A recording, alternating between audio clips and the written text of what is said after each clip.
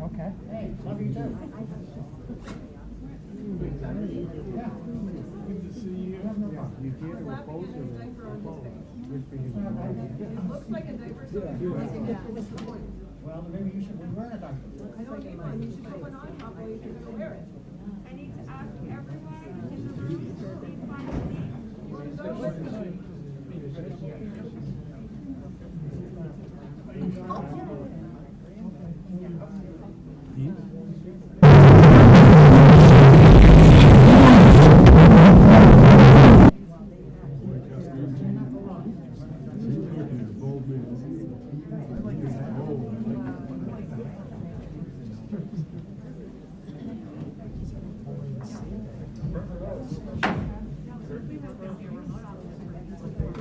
The hour of 6 p.m. having arrived, I will call to order this regular meeting of the Planning, Licenses, and Development Committee.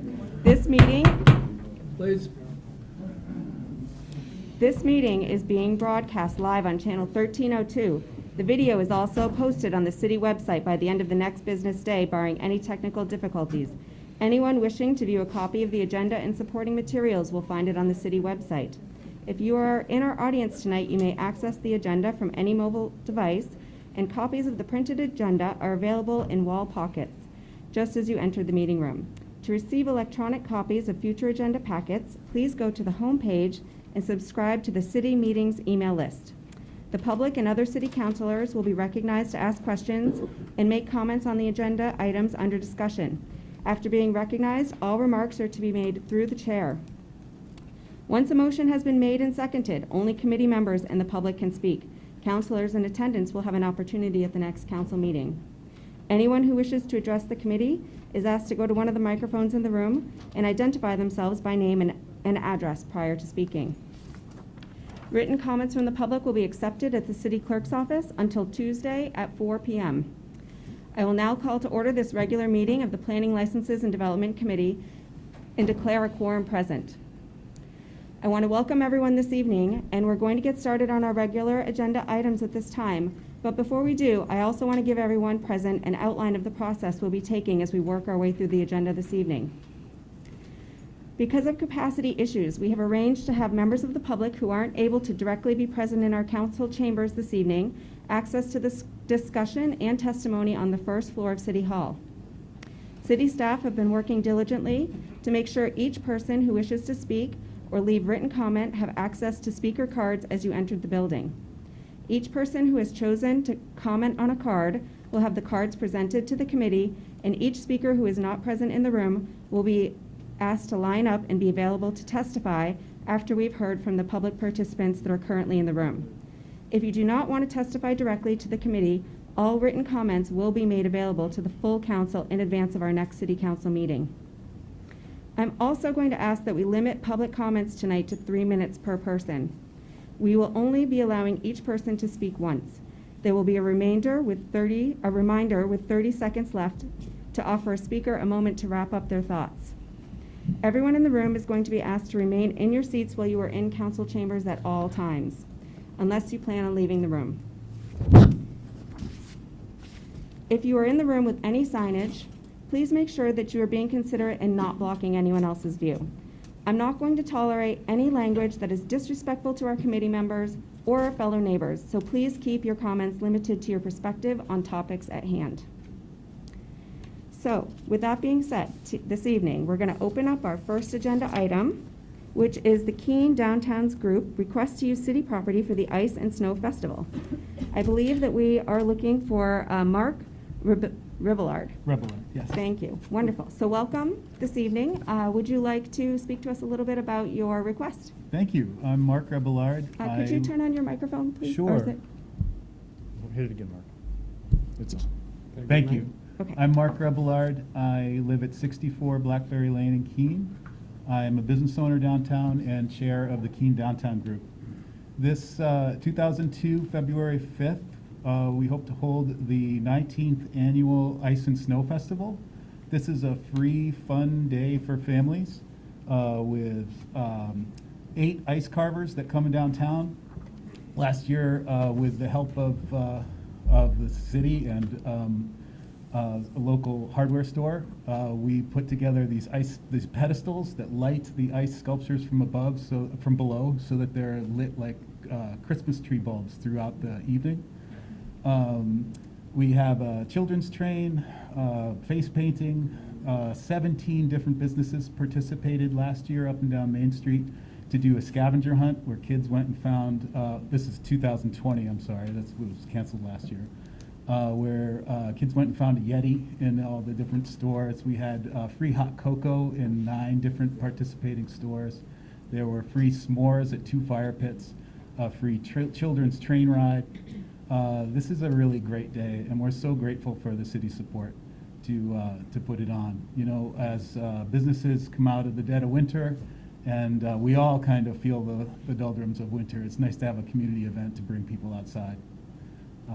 This year we're hoping to enhance it perhaps with some more ice carvers, or maybe some more ice. You know, those platforms will hold up. We typically do a 1-block sculpture, but maybe we might even get it up to 2 or even 3, depending on how much money we're able to raise for the event.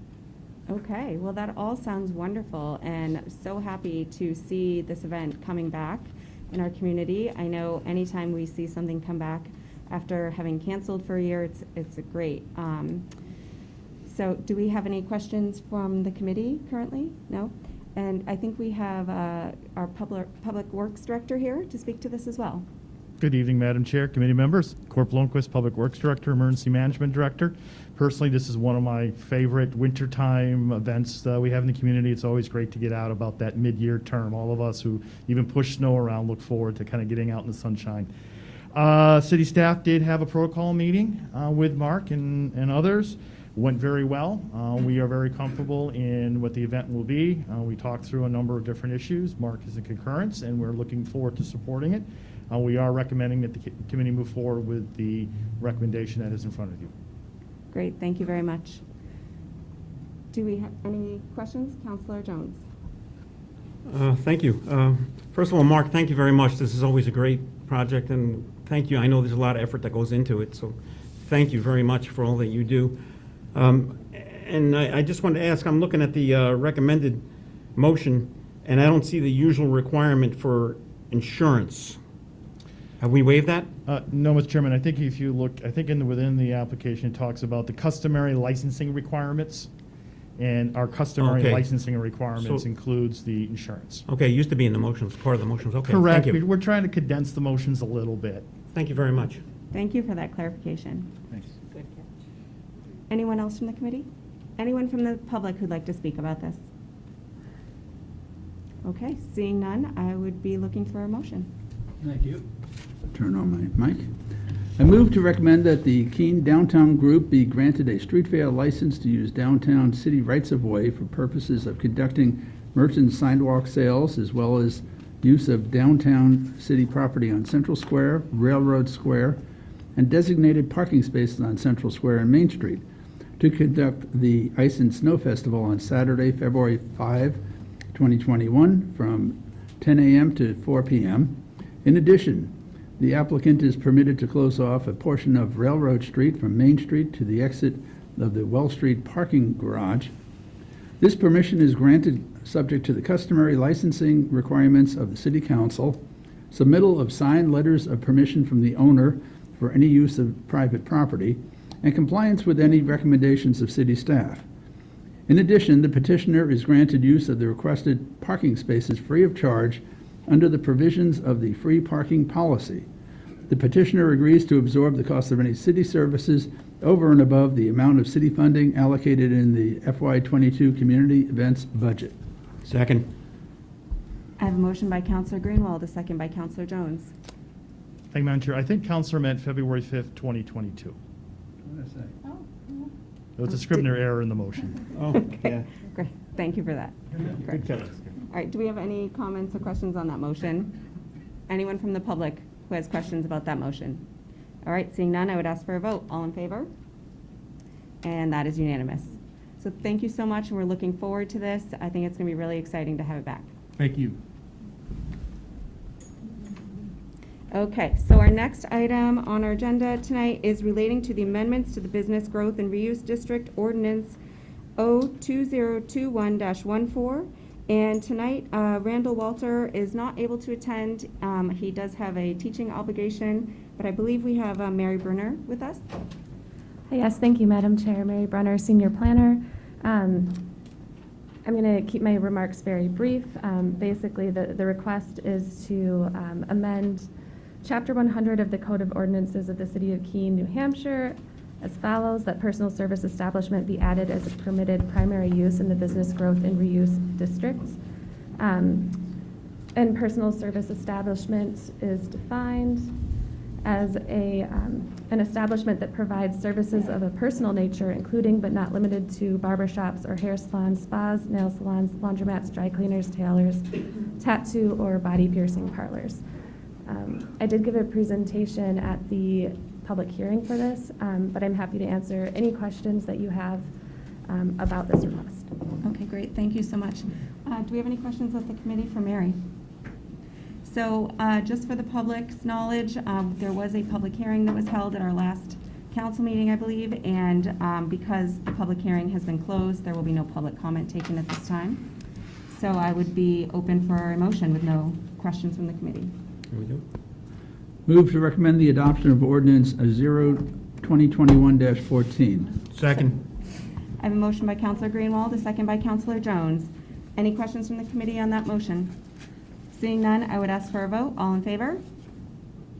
And that is unanimous. All right, so we're going to be moving now into our last two items on our agenda. I'm going to be taking items 3 and 4 together tonight.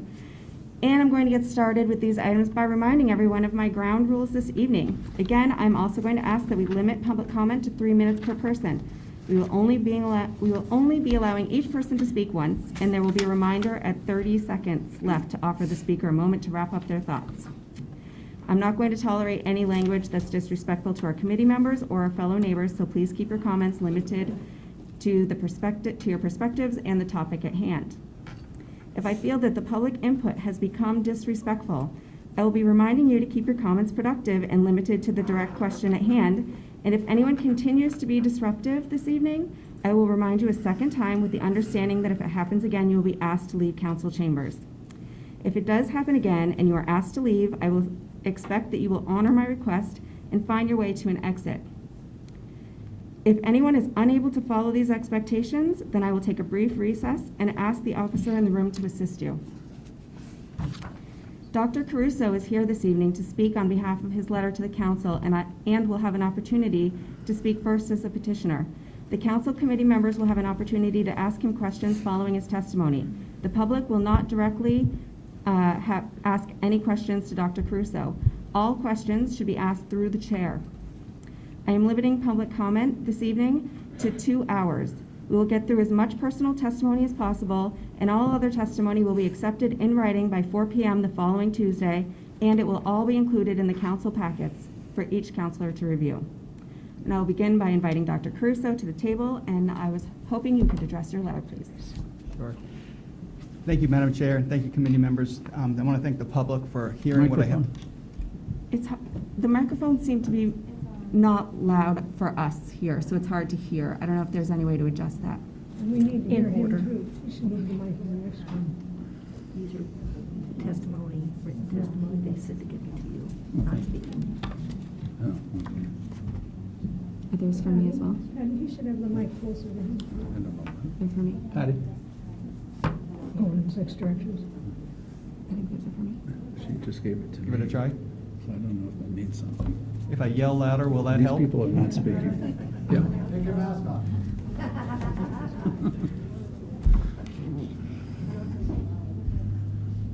Were we able to adjust the volume?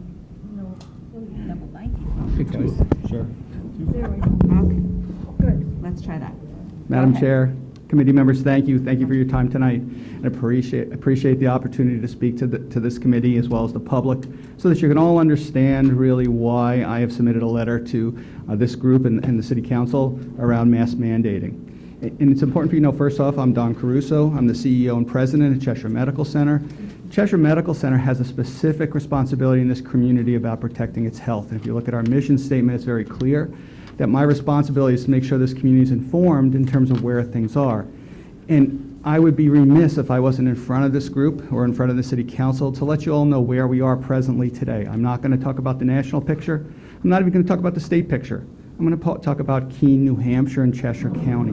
And it really has to do with what's going on with the COVID pandemic that we have today, and really its impact on the resources of Cheshire Medical Center and Cheshire Medical Center's ability to take care of this community. We have been here since 1892. We do this at the request of the community. We are not for a not-profit organization, and so there's really no benefit in us changing things we do. It really has to do with taking care of the community. That being said, let's talk about today. This morning, we had 19 COVID-positive patients at Cheshire Medical Center, 4 of them on ventilators, 7 of them on high-flow oxygen. High-flow oxygen is the state before we put you on a ventilator. We have 10 ICU beds. We only have enough staff right now for 8 ICU beds. There are 7 patients in that ICU, 4 of them COVID positive. You can start to see the dilemma when you realize what was in the emergency this morning when I walked in at 7:30. We had 5 patients who were waiting to go somewhere for COVID treatment. 4 of them needed inpatient care. 1 of them was already on a ventilator with nowhere to go. And one of the bigger picture issues that you have to be aware of is right now in our state, in our region, there are almost no beds. On a given day, there might be 1 ICU bed. There might be a couple of medical surgical beds, but there's incredible limitation for access for COVID care. That by itself says one thing, but the reality is that what also happens is those individuals who don't have COVID and then turn around and get ill or have some kind of trauma, motor vehicle accident, they come to the emergency room, our ability to actually take care of them is incredibly limited because there's no bed to put them in. They may be waiting in our emergency room for many, many hours before a bed either comes available at Cheshire or somewhere else, and maybe not even in our state. We've transferred people out to Albany, transferred people down into Connecticut, as well as downstate New York. And so you can start to see the dilemma in terms of what are the resources. And Cheshire is a very robust organization. It's not a small critical access hospital or a 165-bed hospital. However, one of the things that's happened with COVID is we have a huge crunch in terms of nursing. So today, we actually had 65 patients in the hospital. That's our maximum number of patients we can take care of on a given day, understanding that 19 of them were COVID. That's a huge burden in terms of the individuals that have to take care of them. Of those 65 patients, 56 of them were medical surgical patients. And so you have to understand that we still deliver babies. There's still things we have to do.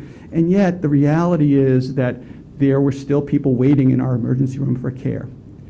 Let's go a little bit deeper and talk a little bit more about, okay, so why are we in this situation? The staff are very tired. We see nurses leaving.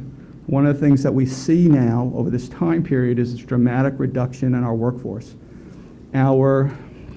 We call it the turnover rate. Our turnover rate is 51% higher than it was last year. So a significant number of nurses leaving the organization. And we're seeing this across the country. This is not just about Keene, but the reality is that's what limits our ability to take care of patients, even though we may say we have 165 beds. We don't have 165 beds. We have 65. Last year at this time, we had probably somewhere around 4 COVID patients in the hospital. The height of our pandemic last year was mid-January. That time, maybe there were 10 COVID patients. I can tell you at that time, we had the ability to take care of 90 patients. We don't have that ability this year. So you can see the dramatic change in terms of our resources locally to take care of the community. So when you think about these things, what can we do? Well, the first thing Cheshire does is relook at the work we do. About a month ago, we realized this was coming. There were also some of the messaging from me and the community to try to get the community to voluntarily mask. Our numbers increased. About 4 weeks ago, the percent positivity rate, which is the way we actually measure how quickly COVID is coming into our community, was somewhere around 8%. Today, on Monday, we were 20%, 20.1%. Dramatic increase in the number of positive patients in our community. That's what causes the burden. Well, so what do we do? So the first thing we did about probably 2 weeks ago, 3 weeks ago, is we stopped our surgical cases that required hospitalization. So if you were someone who needed to have a total hip replacement, and you could go home that day, that's great. We would do those cases. But if you had a total knee replacement, all those cases were canceled because those people need to stay in the hospital overnight. We're using those beds at that time to take care of COVID patients. Well, that served their purpose for a while. We've learned over the COVID pandemic to slowly increase the resources within the organization. This past Monday, we stopped all non-emergent and urgent cases. So if you right now have cancer or you have trauma, we're going to take care of you. But if you're going to have a total knee or a total hip replacement, that's not going to happen. And it's not going to happen for the very specific reason that we've moved those nurses into the medical surgical floor, into the ICU, and expanded by another bed in our ICU. Well, what did that do? Well, we also did a few other things to decompress our emergency room. Because about that time, there were about 9 patients waiting in our ED. And right now, we only have 4, so that's a good thing. But what we also did is shut down all acute rehabilitation admissions. So because we're using our acute rehabilitation unit, which are for people who are post-stroke, that care is not available in our community anymore because we're using those nurses to actually take care of COVID patients, non-COVID patients, to actually provide care. The likelihood is this is going to get worse. All of the indicators are that this will continue probably until at least the 1st of January and probably later if we don't change our behaviors. If our behaviors continue, what will happen is we will have to figure out another step in terms of what will Cheshire Medical Center do. So the next most likely thing that we'll do is we'll stop outpatient care because we need the nurses from that outpatient environment to support the inpatient care.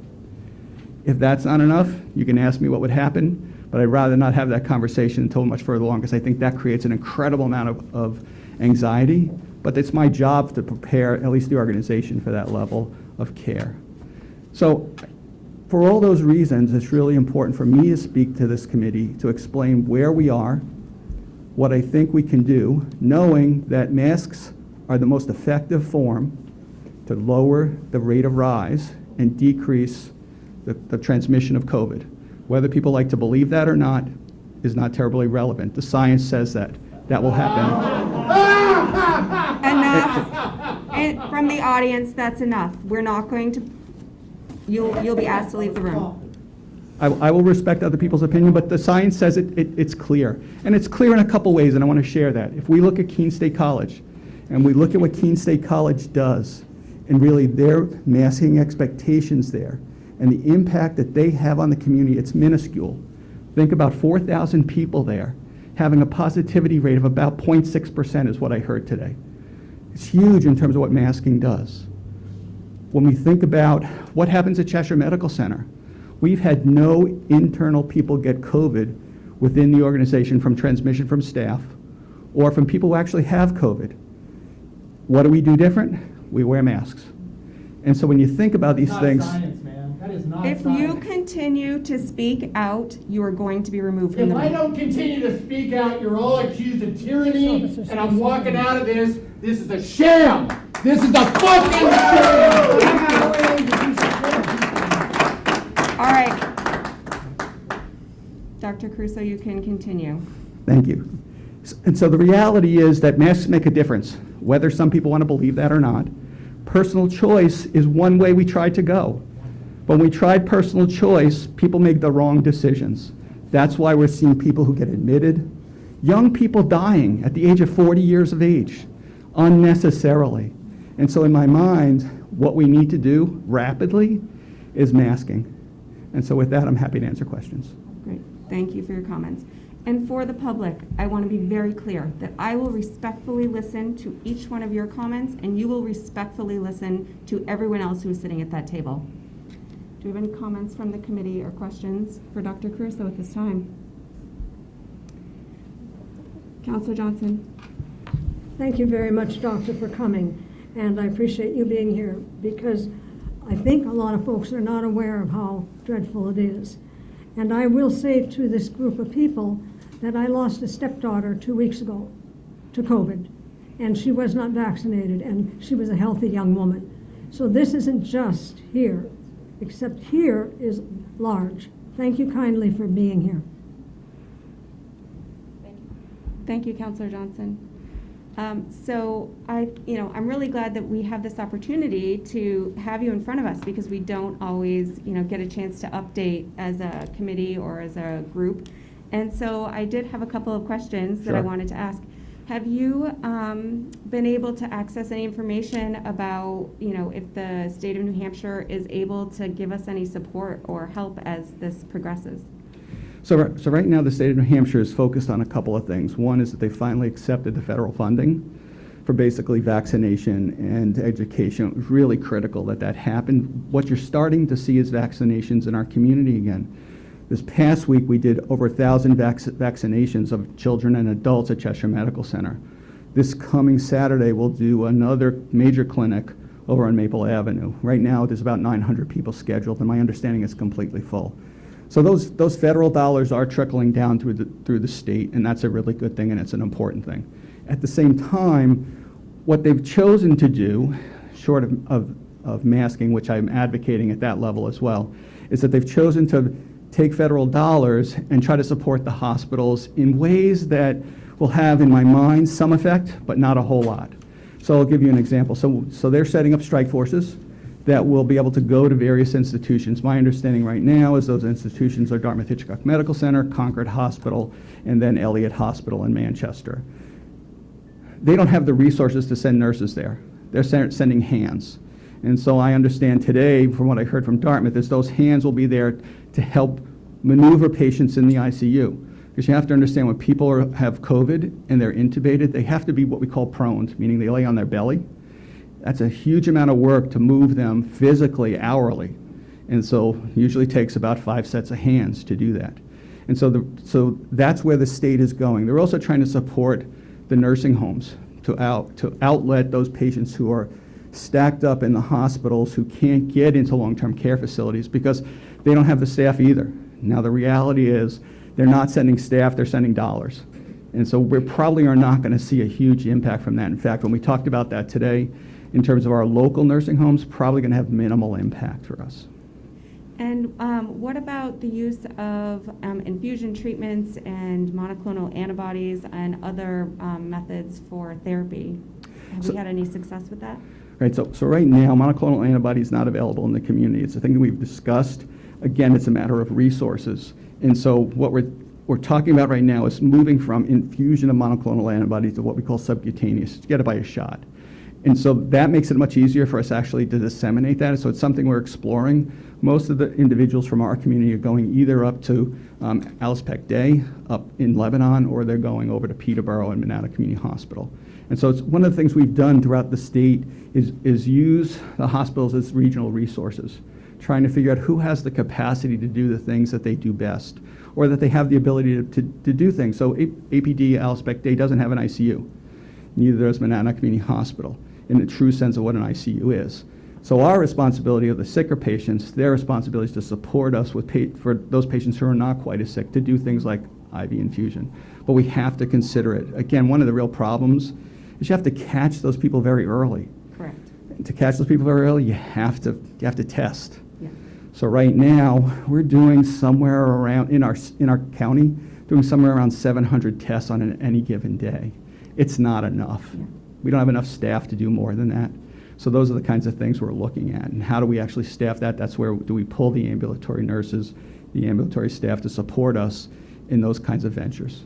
So, I'd like to use portions of this meeting to get information out into the community as well. So if somebody tested positive at home, I think a lot of New Hampshire households have recently received packages of testing kits. And if they tested positive at home, would you recommend that they contact their PCP, or how would they go about getting an infusion if they felt like they had a comorbidity?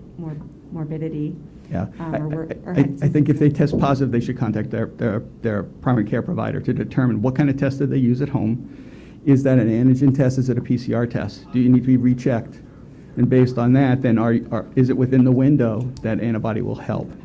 Hopefully, not too long down the road, we'll start to see some of the oral medications, but they're still far off. And so we're probably not going to see them before this pandemic continues to escalate. Mm-hmm. And you can see tonight that we actually do have UVC air purifiers in the room. Is the hospital using anything like that, or have you had any research into that technology? Yeah, so we have, and I actually spoke, based on your questions before the meeting, I checked with Dr. Coley, who is our infection prevention specialist. Unfortunately, there's not a lot of data that supports the UV air purifiers. We use HEPA filters, and we exhaust to the outside, and we have negative pressure rooms. And that's real. We know that works. We know based on the studies that have been done, how do you actually lower the volume of COVID in a room, is to use those kinds of tools. And so it's unclear if plexiglass makes a difference. It's unclear how much UV air purifiers make a difference. The things that we know about masking, we know about hand washing, we know about things like social distancing, and those are really important in terms of having an impact.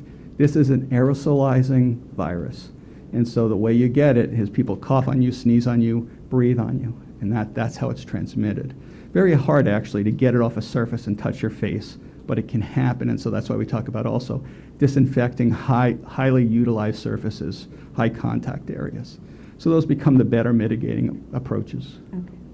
And I just have one more question. Is there a correlation to vaccinated or unvaccinated patients in the ICU? Do you see it shifting one way or another? So right now, 85% of the patients in the ICU are unvaccinated.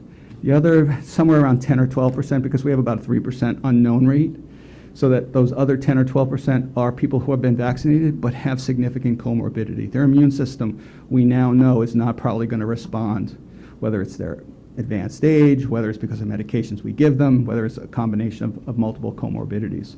And so it's really clear vaccination prevents ICU admission. Okay, great. Thank you so much. Counselor Jones. Thank you. Dr. Crusoe, I just want to ask you, we have in our ordinance, section L is a sunset clause with an open space for a date to sunset this ordinance.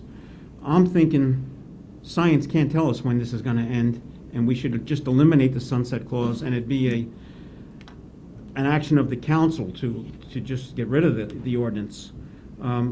Unless science tells us how long we should go on with this,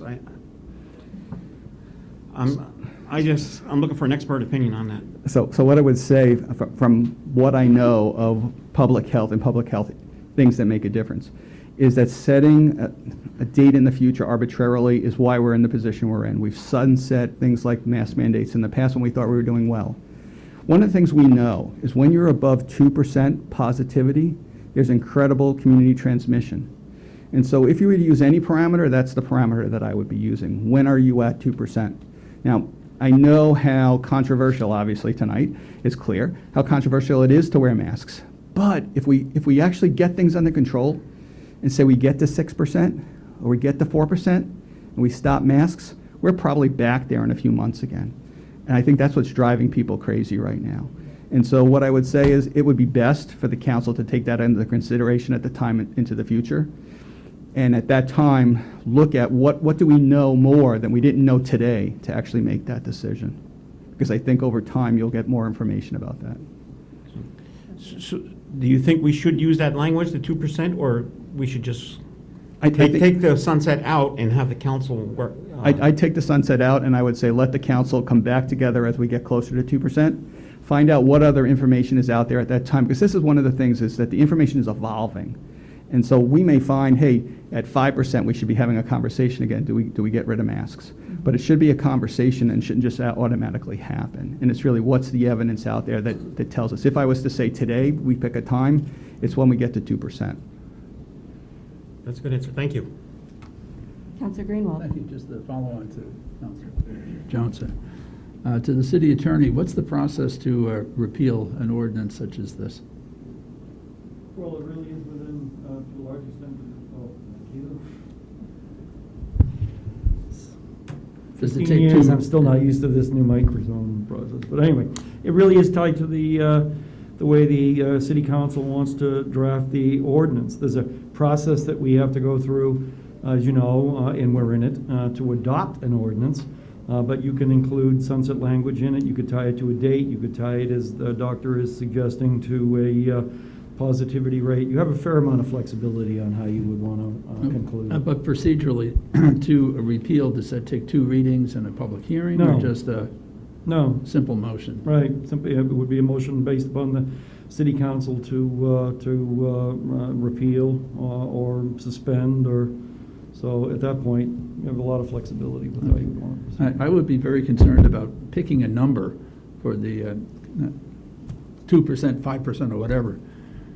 So if we repeal it and then the rate goes back up again, we'll be back in the same position of trying to adopt another ordinance 2 weeks later. So I like the other idea that if adopted, there'd be some sunsetting when the council decides that it wants to go forth. And so I also wanted to get back to the children's vaccinations as well. I have 2 children, and they're ages 9 and 11, and they had not been eligible for vaccine up until this point. And I find that so a year ago, I knew via someone, like I knew someone who had COVID. But currently, I would say in the last 60 days, anecdotally, I probably know 30 people directly who have tested positive, including myself, who is a vaccinated person. So we do plan to vaccinate our children. What I'm wondering, my son, who's 11, has approximately 6 friends that he is direct friends with who've currently tested positive. Are a lot of these positives that we're seeing, are they happening in children? And do you have any idea on what that percentage is? I think a year ago, our children were all quarantined to home. We were homeschooling. We were not moving around. We were not having play dates. We were not going to birthday parties. Our behavior was incredibly different than it is today. I'm just wondering if we're seeing some of the spike and the spread having to do with the fact that we haven't had vaccine available to kids. Yes, so I can answer part of your question. I can't answer the whole question. And so we are seeing a dramatic increase in the number of children testing positive. I don't have the percent positivity in children. We just haven't looked at those numbers. So I'm hearing it through the school district. I'm hearing it through our primary care practices. I'm hearing it through the word on the street, much the way you are as well.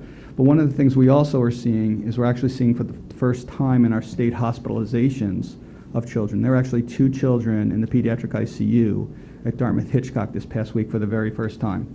Those things only really happen when there's a huge number of children infected. That's what we saw in New York, that's what we saw in Los Angeles, is when basically the number of adults who get COVID then pass these on to the kids, that essentially there are some kids who are incredibly immune suppressed, and they're the kids who are most at risk. And so we are definitely seeing, as the numbers go up, we're seeing more and more children develop COVID symptomatology, most of it mild. No one here has been, in our community, has been hospitalized. In fact, we probably couldn't keep them here because we don't take care of children, and they'd end up at the pediatric ICU. But we don't have the percentage. I can't tell you what the number is. And a year ago, did you have any pediatric cases? None at all. Okay. Any other questions from the committee at this time? No? Okay. Thank you, Dr. Caruso. Thank you. We're going to, you're welcome to take a seat, and we are going to open this portion up to the public. So I have our comment cards here, and bear with me, I'm going to try to go through our names. These are, we're going to go in the order in which they were received this evening. So we're going to start with Judith Hury. I'm not sure if I pronounced that correctly. Please approach the microphone, and you can have a seat either at the table or at the standing microphone. Yes, they call me Judah. My birth name is Judith. And if you can just state your name and address for the minute taker, please. 5 Square Terrace, here in the center of Keene. Great, thank you. Okay. My husband, 2.5 years ago, contracted the flu, but he had a bronchial disease. And he ended up in the hospital with pneumonia, and he almost died from the flu. I never have had the flu shot, neither did he. But he almost died from the flu. And I think we all know that there's been many people that have died from the flu and influenza and different things like that. Now, this January, my husband and I both contracted the COVID. Mine was like a cold and had a fever. My husband, because he had a bronchial disease, ended up again in the hospital with pneumonia. He died. Now, I should be a person saying to you, everyone should wear a mask. But my husband was against wearing a mask. He was for anybody wanting to wear a mask to protect themselves, but don't force anyone else to do that. So I'm a person, like I said, I should be saying to all of you, wear a mask. My husband died. But no, I'm living in a nation that we should have the freedom to choose. And I'm sorry about your loss, but I had a loss too. And I probably have a couple more minutes. Last year, my daughter-in-law contracted COVID by being tested, and my granddaughter. My granddaughter was running around the house like crazy, doing all her dancing and gymnastics while she was sick. And my son and grandson did not get it. And they obviously had I can't even think right now because I'm a little nervous, but they had what they needed to fight that off. So I really, really believe that people should have their constitutional rights, whether to wear that mask or not. I want to breathe.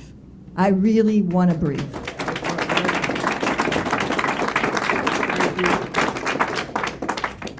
Thank you for your comments this evening. The next speaker that I have is John, I believe it's Yancey. That's me, thank you. Thank you.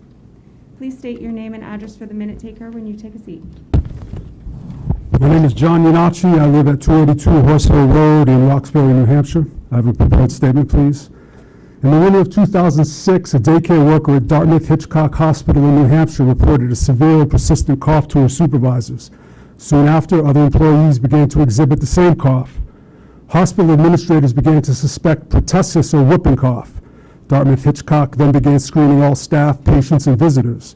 That spring, they declared a whooping cough outbreak and began a mass vaccination campaign of over 3,500 people using a vaccine called Tdap, which had just been approved by the FDA. Employees were furloughed, forced to work in masks, elective procedures were canceled, and bed availability was reduced as a result. According to Dartmouth-Hitchcock, they had successfully contained the whooping cough epidemic, but months later, when the lab results were returned, they were forced to admit that not one was positive for whooping cough. The New York Times dubbed this incident the epidemic that wasn't.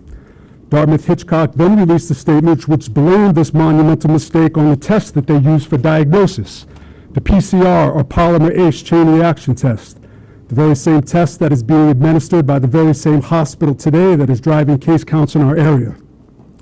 On July of this year, the PCR test failed its full review by the CDC, and its emergency use authorization was revoked under a Class 1 recall, but implementation of that recall was delayed 6 months until December of this year. In less than 3 weeks, its use will no longer be allowed in this area. Though there was plenty of debate as to why this use was ended, the FDA released a statement that clearly said performance claims of the PCR test did not reflect observed clinical studies presenting a risk of false positives. They stopped its use because it induced false positives, just like it did 15 years ago with the whooping cough epidemic that was not. What does fully vaccinated mean? The CDC itself states that you are only considered fully vaccinated 2 weeks after your second BioNTech shot or 2 weeks after taking any one of the other 3. If you get the vaccine and end up in Cheshire Medical within 13 days, they will consider you unvaccinated. The question that we should be asking is, if they are already offering boosters, then who in this area is fully vaccinated? Clearly, the classification of unvaccinated is not as cut and dry as it would first appear. For example, in Israel, you are only considered fully vaccinated if you have taken your 3rd booster shot, and they are already in the beginning stages of considering a 4th. This is the most vaccinated country in the Western world. 30 seconds remaining. In closing, I oppose the reinstatement of the City of Keens mask mandate. The bed and nursing shortages that Don Caruso is complaining about are of his own making. The people who have been running this pandemic The people who have been running this pandemic on a national level have been caught lying over and over again. They have moved the goalpost over and over again. Their methods are transparently un-American, and this is not going to stop until we stop it. Be on the right side of history. Thank you.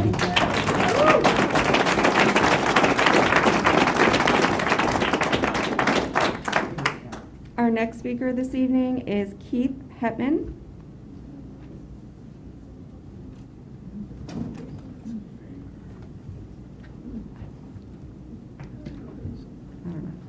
Thank you. My name is Keith Hetman, 225 Manning Hill Road, Winchester.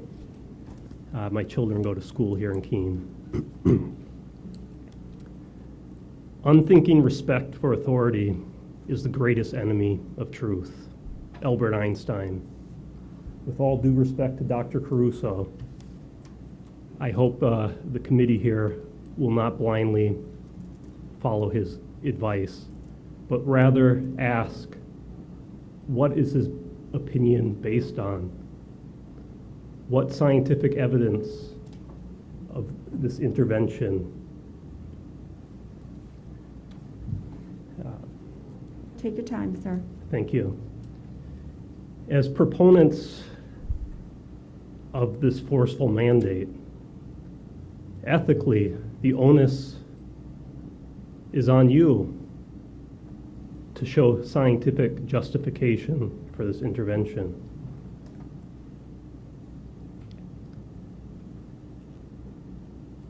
If you look at the real-world data, it is not so clear that masks work. Look at the more progressive Scandinavian countries. They have no mask mandates, no strict interventions, forceful interventions, and they are doing quite well.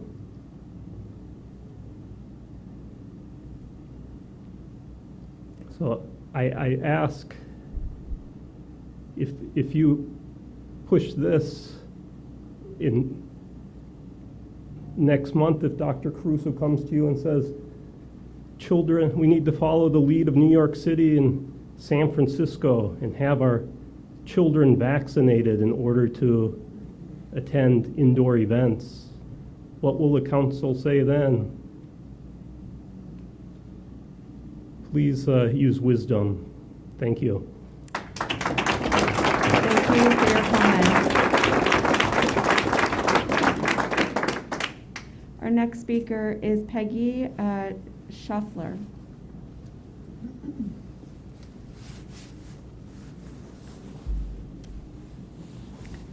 My name is Peggy Schaffler, 15 Roxbury Street, Keene.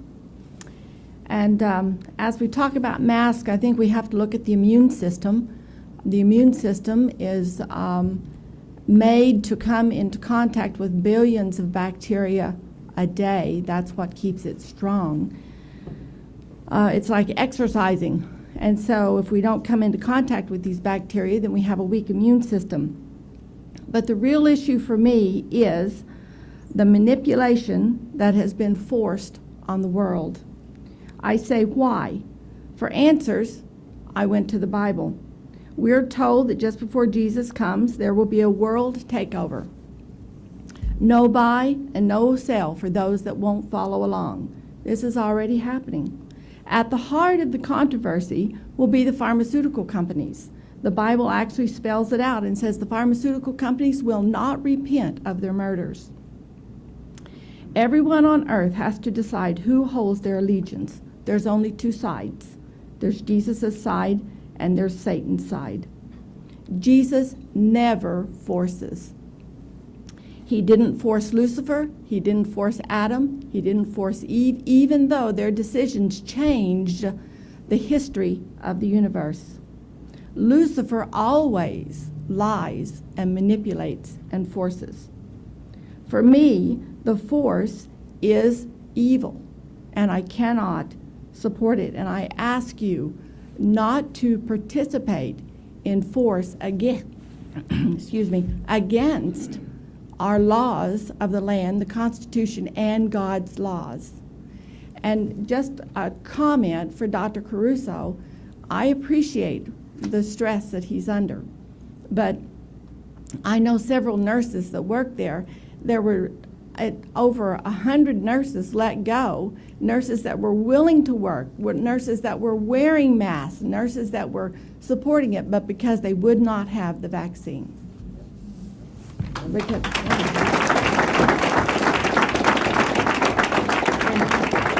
Thank you for your comments this evening.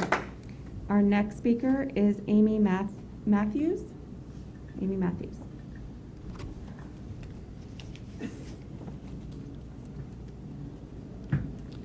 Thank you, Madam Chair. Interesting timing. I am Dr. Amy Matthews. I am the Chief Nursing Officer at Cheshire Medical Center. I am here out of deep concern for the City of Keene, the people of the Monadnock region, and the staff of Cheshire Medical Center. I acknowledge that beliefs are personal, that there is equal prominence in the media for fact, for stories, and for opinions. I ask that you sincerely consider my perspective, a perspective born of expertise and experience. My expertise is that of being a doctorate of nursing practice. That is years of study focused on evaluating research and evidence to make informed decisions in the best interest of patient care and community wellness. My request is based on the evidence supporting mask wearing as a public health initiative. Research on disease transmission is not new. However, hundreds of U.S. and international studies since early 2020 do confirm that this public health initiative reduces the transmission of COVID-19. Masking in isolation if I have symptoms is effective. Masking and social distancing in a public place if I am well is effective. However, the most effective implementation of masking is as a public health initiative taken collectively and not individually. This is why mandates are important in decreasing the rate of infection, hospitalization, and death. My experience also compels me to speak out. My current experience is a daily concern for the healthcare resources of New Hampshire, which are increasingly disproportionate to the need. To the nurses who are there tonight, continuing to work, and they are tired. 7 days a week, chief nurses and medical officers huddle to solve for capacity around our state. We don't have ICU beds. We have minimal med-surg beds. Our options are few, and we are facing our greatest challenge yet. I add that my past direct caregiving capacity, the most agonizing experiences that I have witnessed is the regret when there was another choice. Harm that is preventable, suffering that is avoidable, and worst of all, the guilt of anyone who has, in part or whole, 30 seconds. Has caused harm. We'll be here for this community. Please help us, help decrease transmission, help preserve resources, and let our staff know that they do not stand alone. You stand behind them and with them as they face this present crisis. Thank you. Till you fire them. Thank you. Firing nurses. Our next speaker is Sandra Phipps. Thank you, Madam. Is this on? Is this on? There we go. Perfect. Thank you. Thank you, Madam Chairman. I am a resident of Surrey, 627 Old Walpole Road, and I also work at the hospital, but what I'll share is that knowing the effectiveness of masking and the importance of it since we entered into this pandemic, I have found that I have no other choice but to come to Keene, and I'm happy to come to Keene to, do my commerce, to have access to food, pharmaceuticals, anything that we need in the way of the pharmacies and many other services. And what I can say is that having a mandated mask mandate would be very important for us. I share when I go into different stores And I know I've talked to many other people in the same situation where they do not feel safe at times going into businesses if there is not adequate masking, and they feel that their health is at risk. So they are not, adding to the economy of our region and really supporting our local stores. And I can say myself personally, there are times where I don't feel comfortable, even with a mask on, if there are enough people who are not masking, they're not maintaining social distance, where I will leave a store and I will not spend the money that I came to do and to buy the resources that I need. So from that standpoint, I think this is also an economic factor in that, what is this doing to our local businesses in that regard? So I just wanted to bring that forward. Thank you. Thank you for your comments. Our next speaker is Julie Rossell.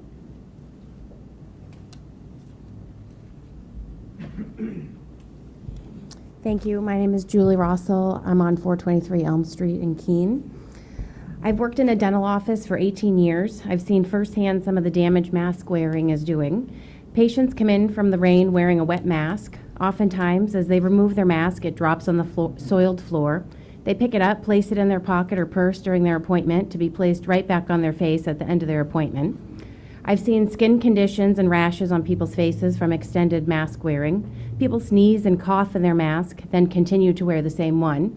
People are constantly touching their faces while they're wearing masks, causing cross-contamination, which causes further illness.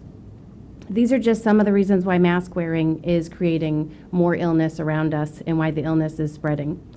According to Tammy Clark, who's an OSHA expert on environmental health and safety, as well as Kristen Megan, ocean expert on occupational and environmental toxicity, I quote, "We don't just mask up.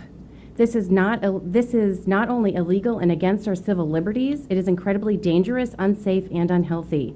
When you're dealing with infectious disease patients, these are not the masks that you wear. Even N95s are not fully rated to protect against a virus. The virus comes right out the side. All these masks we're wearing, if you had COVID, you'd be spreading it. The virus comes right out the side. That is science. With these micron sizes, which COVID is 0.12, and even your N95 mask only covers up to 0.3 microns, not enough for COVID, the masks are not rated by the National Institute of Occupational Safety and Health. They're not approved for use. Therefore, this is a very bad idea. There have been numerous studies for years based on the flu outbreaks across the world that prove not only do these masks not work, they're increasing the spread through cross-contamination. People wearing their mask, touching their face, no one's trained you on how you're supposed to change these out and wear these masks properly. These things increase viral spread.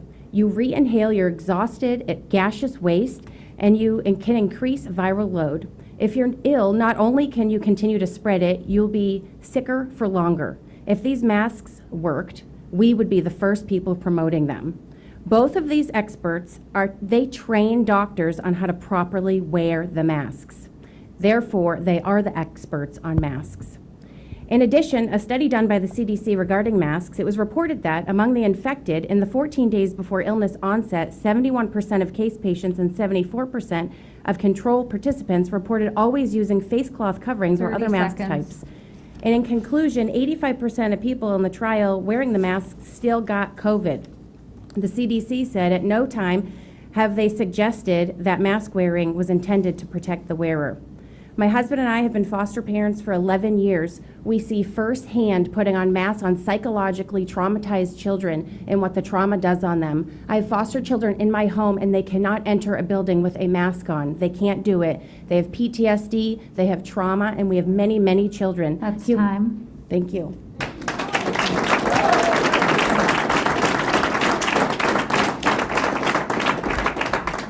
Thank you very much for your comments this evening.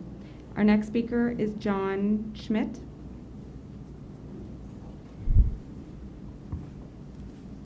I'm at 31 Green Acres Road in Keene. I don't know where to start with 3 minutes. Really can't get to everything, but let me just say right off the bat, everybody's against these masks tonight except the medical industrial complex so far. They're biased. They're making money on this scam. They're keeping it going. Attorney Thomas Wren says hospitals get about $100,000 per COVID patient. It's no wonder they want to keep this scam going. And they're firing their people for not taking the death jabs. That's wrong. Then they cry they don't have enough help. Well, stop firing your damn help. All right, I got a few other notes, things I want to quickly go over if I got time. I'm a retired volunteer firefighter. I've worked with all kind of protective equipment, never worked with one of them silly masks for nothing. They're worthless. They're a joke. Now, the virus, this COVID virus, supposed virus, has never been isolated anywhere in the world. Show us the virus before you start telling us we got to do this and we got to do that. I'm not surprised the masks don't work. I'm not surprised the vaccines don't work because there's no virus. The PCR tests, as other people have mentioned, they're worthless. The inventor, Carrie Mullis, he said you can't use his PCR test to diagnose any diseases. Well, why are we using these things? Of course we're using them. They're absolutely necessary so we can get fake cases. That's what this whole scamdemic is about, is fake cases. Are people getting sick? Yes, some people always get sick. Yes, some people always die. Find out why. It's not about a fake virus. And when you go into a hospital, the hospitals are killing people. Yes, they are. They're going with their protocols are killing people. They're giving people deadly drugs like remdesivir. They're deadly. And they refuse to allow people the freedom to try things that are useful, nutrients and drugs that work, like ivermectin. Why? Because they're only paid to use their protocols, the remdesivir and the things that don't work. I will say this about masks also. Kids, masking kids, this is government terrorism. It's one thing to try to force adults to wear these silly masks. Don't make kids wear these damn masks all day in schools and shit like that. So this is all about freedom and freedom. This is all about freedom or tyranny. You know, our freedom doesn't end because you've got a fake pandemic. Constitution doesn't say anything about suspending our rights over a fake scamdemic. So please vote for freedom instead of tyranny. Stop listening to the damn medical industrial complex. And as far as business is concerned, these masks are going to cost Keene, you know, they want people to move to Keene, they want businesses to move to, it's not going to happen with silly masks. Nobody's coming here. It's time. Thank you, sir, for your comments.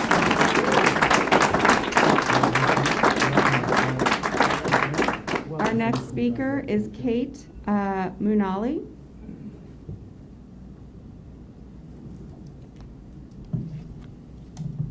My name is Kate McNally. I live at 36 Cross Street in Marlow, New Hampshire, and I hate masks. I hate having my glasses steam up.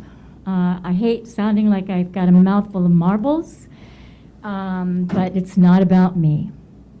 I wear my mask because the research has shown, it's a science and evidence-based basis for wearing the mask. It's one of the things that will help to prevent the spread of COVID-19. So I wear my mask not because I'm worried about getting it, but I don't want to take a chance on somehow spreading it. So I think that people that will wear a mask are, you know, on the less selfish side, I'd say. I think it's fear-based. There's a lot of fear. There's fear that people have of having their rights taken away, and there's fear of dying. I don't work at the hospital here. I do work in a cancer center in New Hampshire, where I see people fighting for their lives every day. Every day, people are fighting for their lives just to stay alive. And these folks are afraid to go out because of the threat of being exposed to COVID-19 in places where people are not wearing masks. It's a selfless thing to put a mask on. I don't like it. I don't like being told what to do either. But I'm willing to take a chance right now to prevent, or to help prevent, possibly prevent, the spread of this disease in our community. So we know the research shows that getting vaccinated wearing a mask, social distancing, maybe frequent hand washing. Those are a few of the things that we do know work, because there have been peer-reviewed studies that show that these are the things that are going to help to save our community, our members. My husband is actually a nurse in a long-term care facility, and I want to support him so that he doesn't possibly spread the disease to the place that he's working, and he's in charge of helping people stay alive. So I think it's a no-brainer to me that the city would reinstate the mask mandate. It's just a temporary thing that we can do in order to protect our community. So, I think the price is really it's worth it. It's the value in prevention. In the audience, please. My old friend Cindy Ryder used to be a public health advocate, and she'd say, an ounce of prevention is worth a pound of cure. And I will echo that. I think it's just prevention. And nobody wants to take away anybody's rights. We just want to save some lives, and we want to take the burden off our medical system and our healthcare system. So I hope you will reconsider. I appreciate your time. Thank you for wearing your masks. Thank you. Okay, so we're just going to have a quick reminder that we're not going to heckle or laugh or intimidate anyone who's speaking here this evening, or you will be asked to leave the room. Our next speaker is Dave Rossell.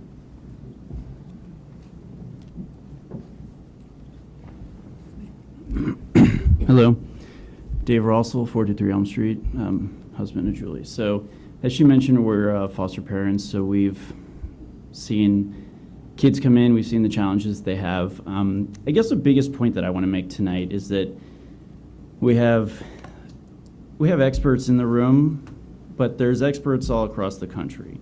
So the tricky business with science is that there's always multiple sides. So I think it's a bit audacious for us to assume that the science only goes one way. And so I think it's a responsible and rational thing for us to consider all sides of the equation. So there are experts who are coming forward, who are speaking out at meetings just like this all across the country, who are frankly advocating for the fact that the claims of efficacy really are not substantiated. The statistics being claimed really are not statistically significant. I'm happy to hear that COVID rates are low at Keene State College. That's a wonderful thing. But coincidence does not equal causality. So the fact that something exists in a place and there's a result in that same place does not mean that there is a one-to-one correlation. So as a side note, just for fun, when I attended Keene State College and I took the applied statistics class, my final project was kind of a funny one. I proved a statistical significance that people who wore boxers are healthier than people who wear briefs. So and I did it for fun to kind of demonstrate that we can do things with numbers to make the points we want to make. So the contribution I'd like to make here, I'm for freedom of choice. I think if people want to mask up, be my guest. If you want to do whatever to protect yourself, be my guest. I think everybody should. We should take responsible steps. We should hand wash. We should cough into our sleeves. We should stay home if we're sick. And I think of all the difficulty that's come from the pandemic, one good thing is that businesses now do encourage people. If you're sick, stay home. I mean, for a long time, I won't say where I work, but I one time sat at my desk and I puked 3 times before I went home because I didn't want to risk my job. So now my company says, go home, stay home, please. And I'm happy to do that. But so anyway, I just think full perspective needs to be taken and full consideration to both sides of the equation should be taken. And I think we should err on the side of freedom. Thank you for your time.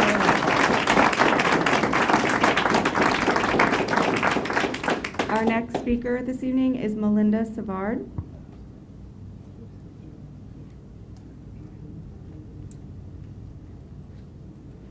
Good evening. Can you hear me? 109 Island Street, Keene. And I am against a mask mandate for various reasons. I'm actually speaking on behalf of a couple of local businesses that couldn't be here for one reason or another. And they prefer to remain unnamed for obvious reasons. A couple things to consider for these businesses are higher theft, that has been mentioned. It isolates people who have PTSD. I think that was mentioned here tonight as well. Deaf or hearing impaired people, how are we addressing this? We're not. It is hard to hear with a mask on. I myself am not hearing impaired, and I have a hard time hearing because I tend to look at somebody's lips when they speak. It's just a natural tendency. People with developmental disabilities, putting a mask on a child that has a disability, that has to be a challenge. Thank goodness I don't have that issue, but it's got to be a big problem. We're entering peak season now, shopping downtown. Christmas is, upon us. Many businesses rely on this income for their livelihood. We've been through this before. It didn't stop or slow down, transmission. I'm sure many of you are in the Keene Facebook page, and if you saw the post last night, one person or two actually work at the factory down here, the convenience store, and there was a whole thread about how this person was told by her manager to come in, even being positive COVID. Just wear a mask. This is not helping the situation. Another person commented that they work at Walmart and they were told the same thing, to come on in, even if you test positive for COVID, just wear your mask. This is a problem. And we talk about freedom. I would never tell any of you or anyone in here that's got a mask on that you can't wear a mask. I would also not tell you that you cannot get vaccinated. But it is my right to not wear a mask and rely on my own natural immunity. And it is also my right to not be vaccinated. Am I nervous with all these people in here? No, I'm not. Do I go out when I'm sick? No, I don't. That's just my perspective. But wearing these little paper masks that actually say on the box, they're not going to prevent COVID, they're not doing anything. And I respect these doctors' and nurses' opinions. It's my understanding that if you're being fitted for a N95 mask, it takes at least, and correct me, Dr. Caruso, if I'm incorrect, at least 45 minutes to an hour to fit one person to one of those masks. You think that putting on a paper mask and running around, you drop it on the floor and you put it back on your face, that's not doing anything. It's doing nothing. And what's going on in New York, and if you look at other countries, we start with masks, okay, mandating masks, then it's mandating vaccines. We're already seeing some of that here. Thank you. Thank you for your comments. Our next speaker this evening is Dory Matson.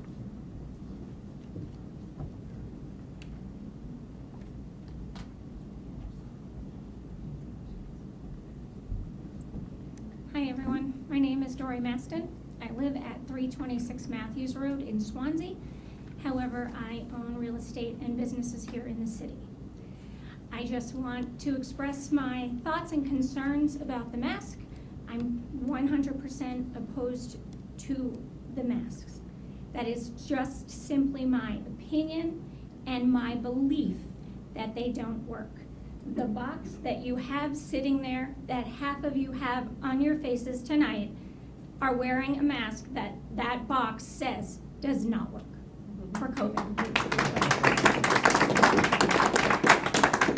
I own a restaurant and a bar in the city. In the last week, we have had over 775 customers walk through the door. And I say that because we have a POS system, and that tells us how many customers we have. Those are credit card customers only. Of all of those people, we get maybe 5 a week that have a mask on. They walk in, they look around, and look at us and say, do I have to wear it? And the minute we say no, they take it off, they sit down. Those that do wear the mask, the minute they sit down at the bar, they take it off. What is the purpose? I have the heat on. The air is circulating right now in this room. The heat is on. You're all wearing masks that don't work, and you're all breathing our air. This is just silly. I ask you not to take away my rights. Don't limit my rights, my customers' rights. And also have your phones available for when my little bartender, who's 5'2" and weighs 30 pounds, and she's got someone at her door, at the bar door, confronting her when she tells them they can't come in with a mask. Thank you for your time.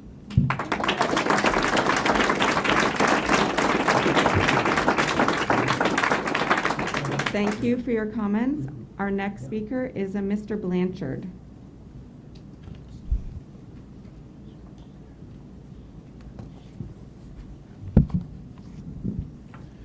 I'm Joe Blanchard. I live on Liberty Lane in Keene, and I just want to take a moment tonight.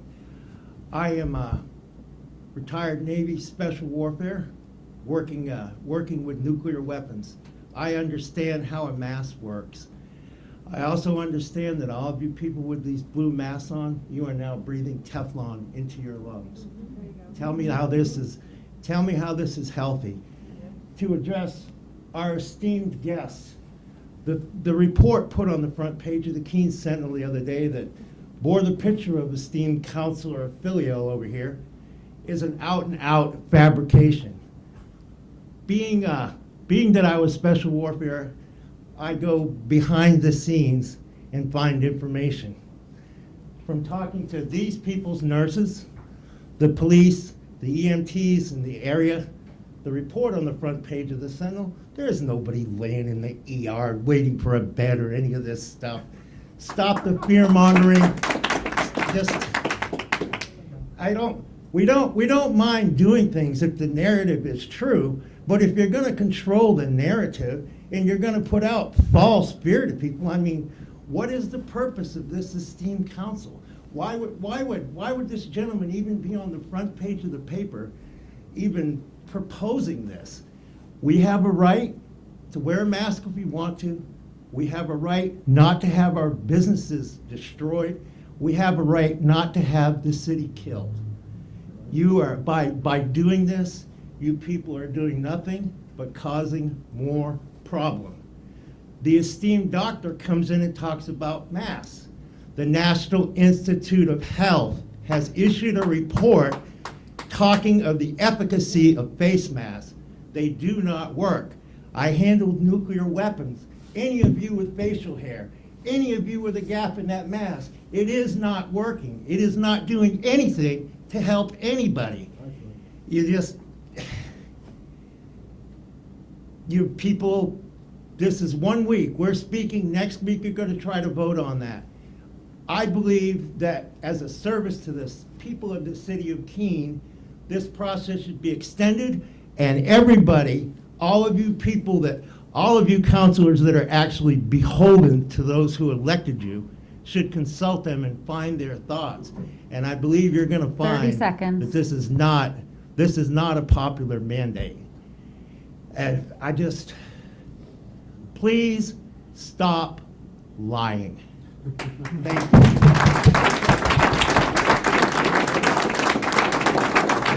Thank you for your comments.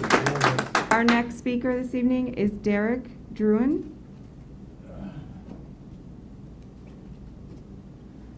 Hi there. Well said.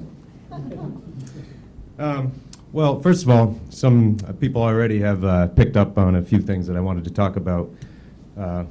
Derek, can we well get done. your name Oh, and address for the... Derek Druin, and I live Swansea, 8 Ridge Road. Thank you. First thing I want to talk about was censorship. Last I checked, real science is not done with censorship. All opinions should be available to the public. There's thousands upon thousands of doctors all over the country and in the world that do not agree with this narrative and absolutely push back against it. But the majority of people do not hear their voices. That is not science. So the whole, how many times do you hear, I trust science? Well, that narrative is junk then. So censorship eliminates science. And plus what somebody over here mentioned earlier is People are getting tired of this never-ending narrative of your carrot of freedom. It's over here. It's right over here. It's right over here. Too bad you never get the carrot.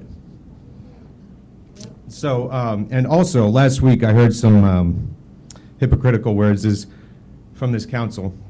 I don't know the names, but we're all adults. We can all make our own decisions. When they were talking about like Zoom calls and vacations and shit. Excuse my language. We're all adults, right? Yeah. Right. And if it ain't broke, don't fix it. Well, I've been going around since the mandate's been lifted. You noticed when you go to stores, yeah, a lot of people wear masks, a lot of people don't. You know what I do? You know what I have noticed? I don't see anybody fighting.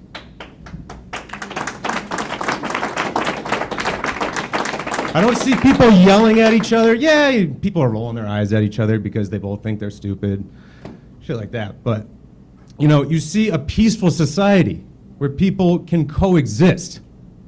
When you make one opinion law or ordinance, or whatever you want to call it, all you're causing is more chaos.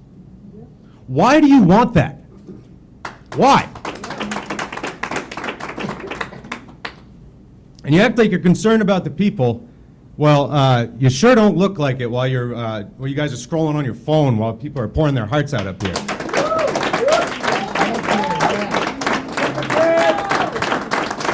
30 seconds. Well, thanks for listening.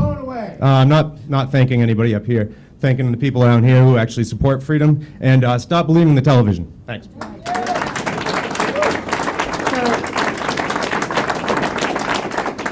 To address those comments about phone usage at the table, we are using 2 devices to time each of your testimony. So that's how we're keeping track of it. These counselors sitting at this table are 100% listening to what you have to say and not scrolling on their phones. I would not be tolerating that either. Right there. This lady is timing you. The next speaker is, you're going to have to forgive me for my pronunciation, Pruthellan Davison.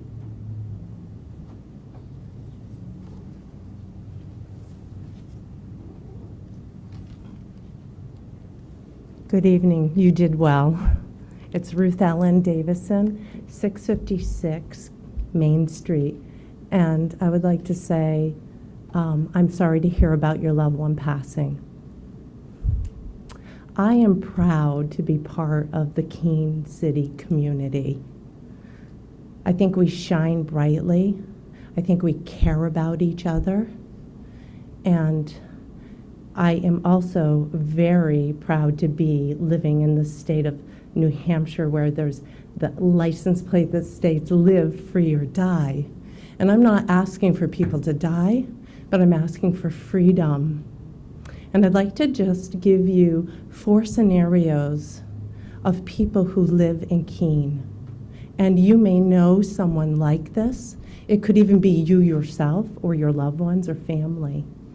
What about the person who cannot wear the mask because they cause harm? Like the war veteran who served for the country, and each time they put on a mask, it flashes them back because they've served the country and they've had to wear gas masks. What about the person who has COPD? And each time they put on a mask, they can't breathe properly because they're breathing in their own carbon dioxide. And it's putting stress on their lungs when they were not smokers. They were came down with that disease by environmental, from the environment that they worked in. What about the person who has asthma? And each time they put on a mask, it triggers anxiety, which leads to an attack, which would increase hospitalization. What about the woman, such as myself, who, being raped, had their nasal passages and their mouth covered. And when a mask is put on, there is post-traumatic stress. And I'm not looking for pity, but I'm looking for the freedom to be able to walk around without a mask. Just as I ask for the freedom for others who want to wear masks, to be allowed to do 30 that. seconds. And a mandate would not cause community. And I know you people are for community. I know you are people that care about Keene and the constituents here. And I would ask that you would consider the word community. There's unity in it. There's not division. And right now we have peaceful community, some wearing masks, some not. And you may say, oh, I don't know anyone. You know me now. Thank you, ma'am, for your comments. Thank you for having me.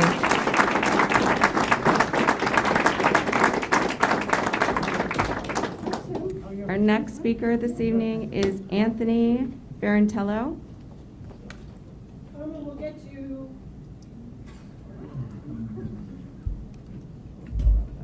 Good evening, Madam Chair. My name is Anthony Farintello, a transplant from New York.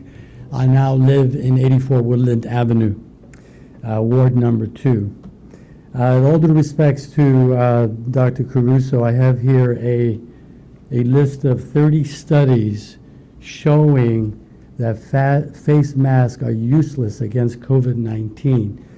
For the record, I'd like to leave it with you, and perhaps you can review it and have your people at the committee research this, because I would say be careful of the experts to create policy. One has to be a leader and show leadership. And to the issue of the doctor's comments of a lack of resources that the hospital has, it seems to me it's coming from a position of lack and showing a dire need for leadership that can plan ahead and create sufficient beds so that one can anticipate any ticks in health needs and separate those who need non-COVID treatment with those that do. Now, the military is known for going into jungles and be able to create running water and sewer. We have that capability. We just don't have the imagination, apparently, to expand our horizon and to see what other entities are doing and to copy that and to harness that and to see what facilities might there be that could be warehouses, that could be tent cities, that could be fabric, that along with sufficient air changes can create the atmosphere, healthy atmosphere to treat the COVID with non-COVID. So I think leadership is the issue that we're having here that we should focus on. On top of that, I would say there's a psychological coercion happening because you're really saying to kids, wear a mask, otherwise you're going to kill granny. And so there's something here that there's a cognitive dissonance. There's no real proof that masks prevent the rate of infection. And so I would ask you to study this, and it's akin to building a chain link fence trying to hold up sand, because think of a basketball the size of a coronavirus and think of the mask being the size of this room. It's going to get in. 30 seconds. And so, so I want to quote a Dr. Theodore Newell. He says, if the coronavirus is indeed transmitted via indoor aerosols, face masks are unlikely to be protective. Thus, health authorities should not assume or suggest that face masks will reduce the rate or risk of infection. Thank you.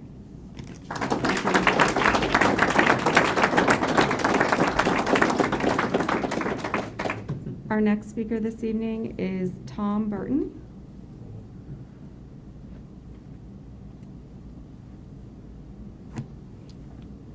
Hi, Tom Burton, 45 Dover Street. First of all, I'd like to thank the council for having providing this opportunity for all of us to speak. And I'd really like to thank the village attorney for making this happen, because I know Councilor Filio tried to bypass this democratic process. So I want to thank you for being here, and thank you, Mr. Attorney.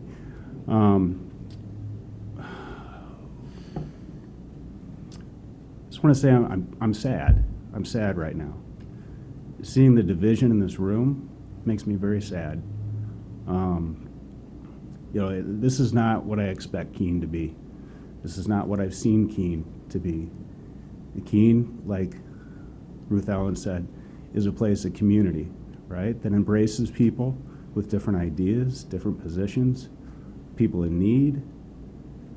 Keene is kind of a beacon in that sense in this area, right? And, I love this town. My concern is that if you pass something like this, right, which I know is with good intention, it's going to increase that division, right, within our community, right? That's not a good thing. That's not a positive thing, right?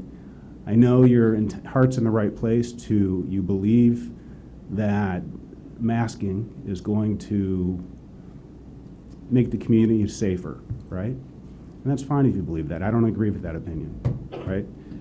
But I think there can be other ways, right? And what I would ask you to do is, for instance, don't vote tonight, right? You're hearing a lot of different opinions. You're going to get a lot of new information.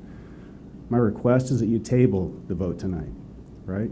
Take this information, go through it, take the time to look at it and make a decision, because you have experts coming from very different places.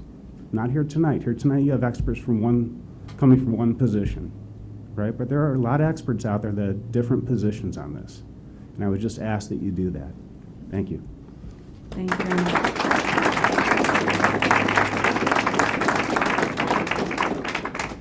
Our next speaker is Howie Baglin. Oh, great.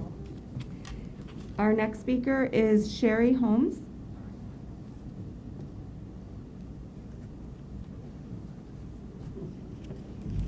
Good evening. I'm Sherry Holmes. I am the Chief Medical Officer at Cheshire Medical Center. I'm a trauma surgeon. I'm not even sure with the kind of beds, as Dr. Crusoe talked about, that some of my trauma patients right now would be able to be treated by me at the hospital or at any hospital in our state or even Boston. Would likely be shipping them to New York or elsewhere. Cheshire Medical Center is suffering from the COVID crisis encompassing New Hampshire and the country.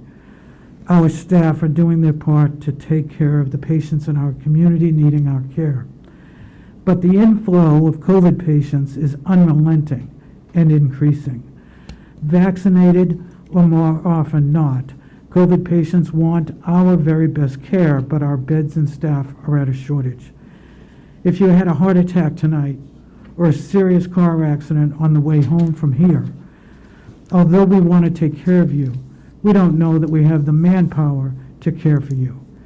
Anyone in the room waiting for elective surgery knows that your case has been canceled until further notice. We've prioritized our limited resources to care for patients on the floor. Masks save lives. As of today, 1 in 5 people in Cheshire County are testing positive for COVID. 1 in 5. That means that of the 70+ people who started in the room, at least 14 here are right now likely spreading COVID. Data tells us that most of the positive are also unvaccinated and unmasked. Now, it's lawful to carry a gun, but against the law to stand up and shoot someone in an open venue. And yet, the unmasked COVID person, either in a closed space like a store, a restaurant, or even in this room, is unintentionally sharing their infected breath as an invisible weapon against everyone in the room. Quiet in the back. They may not even know that they're positive. If any of you become positive and symptomatic in the next 72 hours, it's unclear whether Cheshire or any hospital in the state has a bed for you. Masks save lives. They cut the transmission risk to you and others by up to 98%. For those who die by 30 COVID, seconds. it's a miserable death. Tie a belt around your chest, stuff your nose with cotton balls, stick a thick rag in your mouth, and then try to breathe. COVID patients die by suffocating to death. Masks go a long way to saving lives. If not wearing a mask were merely self-harm to the unmasked individual, then we wouldn't be here. But unmasked individuals are unintentionally causing harm to others. That is not okay. Masks save lives, they save the lives of your Time. friends and family, and the lives Thank of you. everyone here in the room. If you speak out again, I'm going to ask you to leave. Thank you. You called time, though. And I asked her to sit back down. It doesn't give you carte blanche to speak without being directed to the table. Madam Speaker, I'd just like to hook on to what she's saying. I know some of you think this is really funny. I don't. And when these people get up to speak, I see people talking and laughing and kind of chattering, and you don't agree. You don't have to agree, but just listen. Her time was up, ma'am. I do apologize, but you said time. I'm not talking just to you, So sir. we have very differing views on this issue tonight, and I respect each and every person that sits at that table and speaks, and I expect everyone in that audience to do the same. We are all neighbors. We've talked a lot about community tonight, and we all have to leave and go home and live next to each other. So let's try to be kind and approach this with a little kindness. But a liar is a liar. Well, exactly. Then you can have that opinion not in this room this evening for the next hour and a half. The next speaker is James Costagna.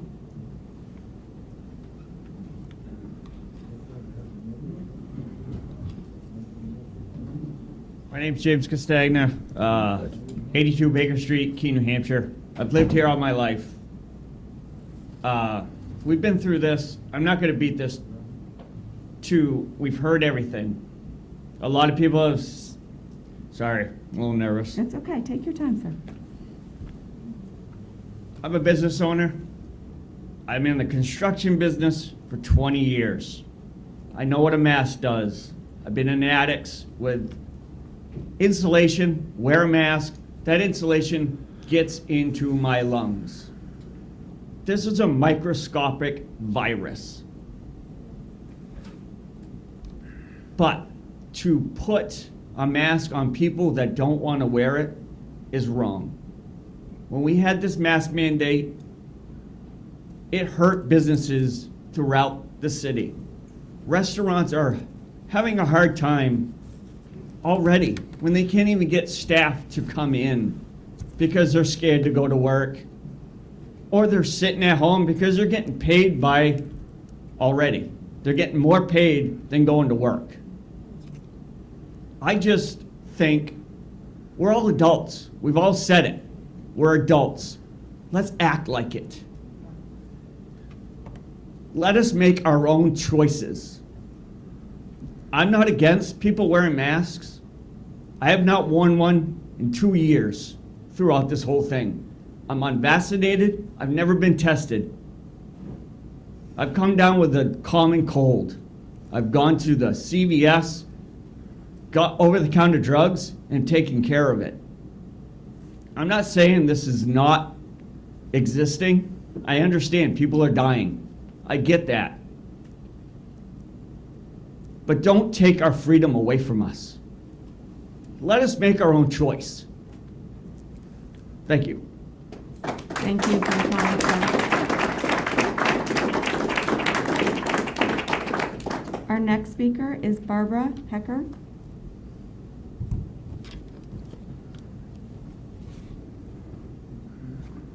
Good evening.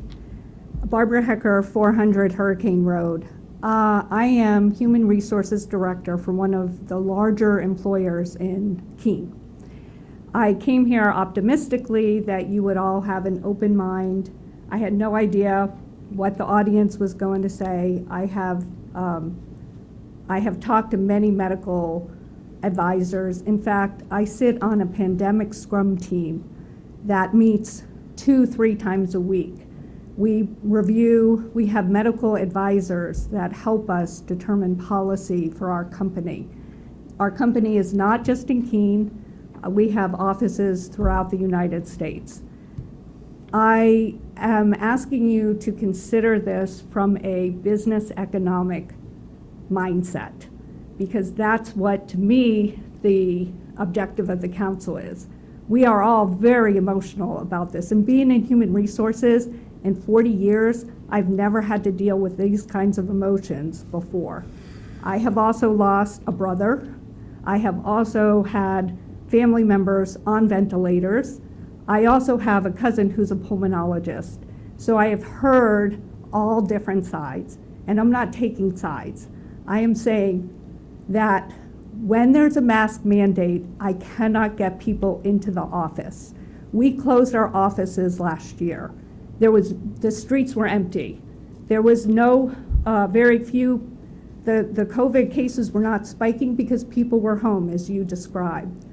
When things started opening up, what we found were people were happy. The mental health issues started to subside. I have seen so many mental health issues from isolated people.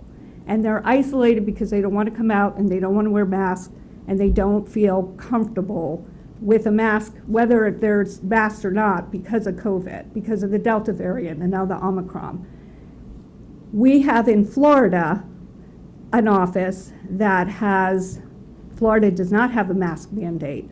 Our medical advisors have told us we are going to see these ups and downs. We are seeing spikes. We expected to see this spike, absolutely. We're not denying that. There are spikes right now, but the question is, you as counselors make the decision whether we have to mandate masks. And if you mandate masks in my building, I'm not going to get people in there. 30 seconds. So I ask you to think about that, because it is going to hurt businesses. You heard from businesses.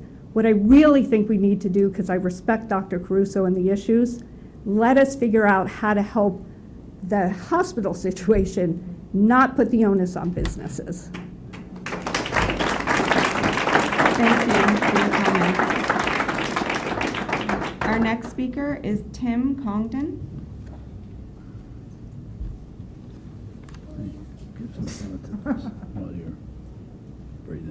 Tim Congdon, 28 Lee Street, Keene, New Hampshire. We have to listen to that, please. Absolutely not. I'm sorry, I did not hear it. Okay, you said put your mask back on. I took my mask off to speak clearly. You're welcome to take your mask off. That's right. It is not required in this Okay, so room. my time starts now, right? Correct. Okay. I'm speaking from personal experience. I had both hips totally replaced at Cheshire Medical because I ran 51 marathons. And I'm probably going to need a new knee soon. And when I do, I would like to be able to go to Cheshire Medical. But if it's full of COVID people who don't wear masks, then I'm not going to be able to get in.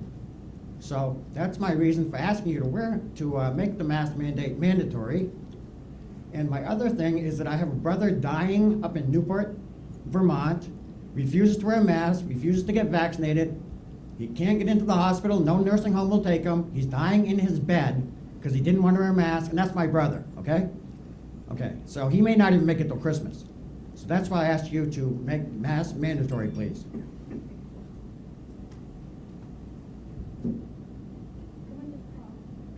And I want to thank the veterans over here for their service. I have friends on both sides of the aisle, but this is personal for me, and I think it's necessary. Thank you. Thank you, sir.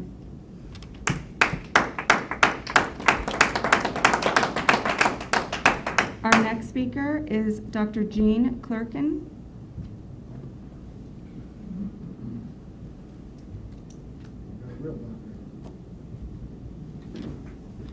Hello, Gene Clerkin. I live at 135 Silent Way. Jean, before you begin, I would like to have the clerk to cue the next three speakers. They are coming up from downstairs. So if we can have Ian Freeman, Bonnie Cruz, and Catherine Richardson available to enter the room when our speaker is done. I apologize for the interruption. Your time starts now. Thank you for the opportunity. I've heard a lot of testimony here this evening. As some people said, you can manipulate science any way you want, and a lot of it depends on who's paying for the science. So there can be, for people to come up here and say, the science says this or says that is really a meaningless statement. Even for, the esteemed Dr. Caruso, because you're not being presented with the science, you're being presented with somebody's opinion that says the science says this, okay? So please keep that in mind, and as some people have mentioned, it's really your responsibility to go beyond the testimony of any of us and to do your research, okay? And so just a couple of perspectives I see here is that when you look around, you have these studies that are done, but if you look at real time what's going on in the world and you look at places that do and don't have mandates, you're not seeing what they predicted. When Dr. Fauci gets up and says, oh my gosh, when they have these football games, it's going to be a mass super spreader, what happens? Nothing. There are football stadiums filled with people. Have you watched the TV? Football stadiums filled with people, and it doesn't create a super spreader event. So, there's a narrative here, and I think we need to step back and look at some of these, where the information has come from. The CDC is a private organization, and it's funded mostly by pharmaceutical companies. Did everyone know that? Okay, so the information that comes down is not law, it's guidance from a private organization that is in the vaccine business. Those are facts, okay? And so we can't just say, well, the CDC told Dr. Caruso that these are the guidelines and Dr. Caruso says this. You're not beholden to Dr. Caruso, you're beholden to your constituents here, okay? Last time we had a debate on this, I counted 75% of the people were against this mandate, and I guess that doesn't mean anything because you guys just went ahead and did it anyway. So what I'm asking you is consider to go beyond what you've been told. A lot of us here will be willing to provide you with information if you're willing to look at it and give feedback. No, I think that's incorrect because of these reasons.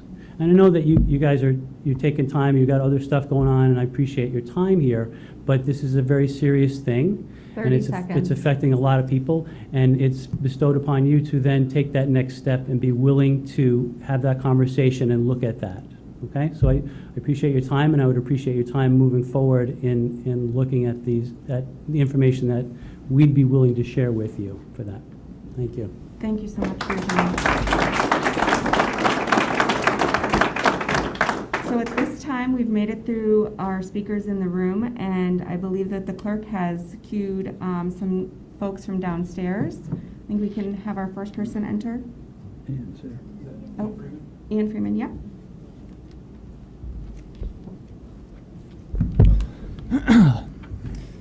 Live free or die, death is not the worst of evils. Freedom is the freedom to choose, to make a mistake, and to say no. We know that you guys on the City Council probably have already made up your minds before you walk into this room. You certainly did it with the Bearcat, where over 90% of the people of Keene on both political sides came out and spoke against it. You did it anyway. As the doctor just pointed out, you did it last time with the mask mandate. So you're going to do what you're going to do. But for those watching at home, I want to point out this hearing and what they're going to do isn't about taking away your freedoms, because you can still act like a free person, no matter what these people say. You can go ahead and not wear a mask. And you know what? I've talked to multiple Keene police officers. They don't want to enforce this. So there's a good chance you're not going to get ticketed. Real good chance you're not going to get ticketed. If you're a business owner, you're also probably not going to get ticketed. But if you do, here's what I'd recommend. And I'm not a lawyer, can't give you legal advice. But if you don't pay the fine and you demand your day in court, go in, clog up the court system, and make them put you on trial. Make them get that guilty verdict. Make them call every single witness to testify against you. And then finally, if they find you guilty, don't pay the fine. Why would you want to encourage these people? So just don't pay it. And then what happens usually is if you're willing to go to jail, you can sit it off for a night in jail. No problem, you're out. No big deal.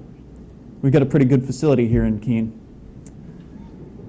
If you don't want to pay, if you don't want to spend the night in jail, usually what the judge will do if you say, I'm willing to sit this in jail, judge, usually the judge will say, whoa, whoa, you don't have to go to jail. How about you do community service? And then you can do $15 an hour's worth of community service. Don't pay these people a dime. Don't wear a mask if you don't want to. It's your choice no matter what these people here say. So just remember that. Finally, to those of you on the council, your job is to plow the roads and to take care of the sewage system and crap like that. It is not your job to tell people what to wear, especially in the live free or die state. And if you think it is your job, then really you belong in Massachusetts or New York. And you probably... And if I had to guess, that's probably where you moved here from. Thank you.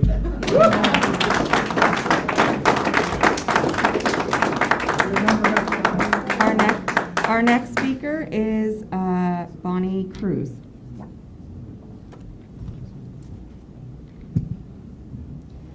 I'm Bonnie Cruz. I live at 73 Leverett Street, and Ian beat me to it, but that's where a Bearcat tank owned by the Keene PD broke down my door on March 16th and gave me PTSD. That Bearcat armored vehicle was clearly opposed by the people. 90% of people disagreed with it, and this council still voted to let it in. So that's probably what they're going to do with this as well. I'm a volunteer, a radio personality, a human rights activist, and I'm the vice president of the Mighty Moose Mart located at 661 Marlborough Street or Route 101 Keene. I speak for the Mighty Moose Mart when I say mandating masks is completely unnecessary. Even if you believe that COVID-19 is a danger to you or that masks are effective, which I'm not here to argue about, you should still be against mandating masks. At the Mighty Moose Mart, people come in masked and unmasked every day. No one will be turned away for either choice. You can make the choice you want that will keep you safe and comfortable. The mandate goes beyond keeping people safe and creates a situation where every customer service worker in town becomes an unpaid, untrained law enforcer. As a human rights activist, I am against slavery. Can anyone here raise their hand if they agree with forcing other human beings to do things for them without payment? I call that slavery. It also puts the workers in an unsafe environment. As far as the gentleman that spoke for Cheshire Medical Center, one organization not having positive workers is not the same as scientific evidence proving masks are effective. My friends never wear masks and none of us are dead. That's an unscientific data point for you. Councillor Johnson sent out the same email to everyone who emailed her against the mandate, and I know because she wrote, "I'm sorry you won't be shopping in Keene," to multiple residents who didn't even mention shopping in Keene. That makes me feel very insecure about the state of representative democracy in Keene. No one should believe in that fiction anymore if these people vote for the mandate. This is about mandating masks. It's not about people who are against masks in general or people who are for it. Also, you should be considered a child abuser if you give your children a shot that hasn't been even around for more than 10 years, because you're afraid of a virus they will certainly survive. We must stand up for the average business owner in Keene because they will suffer the most, while hospital operators who spoke tonight will profit in federal money from keeping the fear alive. Thank you. Thank you for your comments this evening. Our next speaker tonight is Catherine Richardson.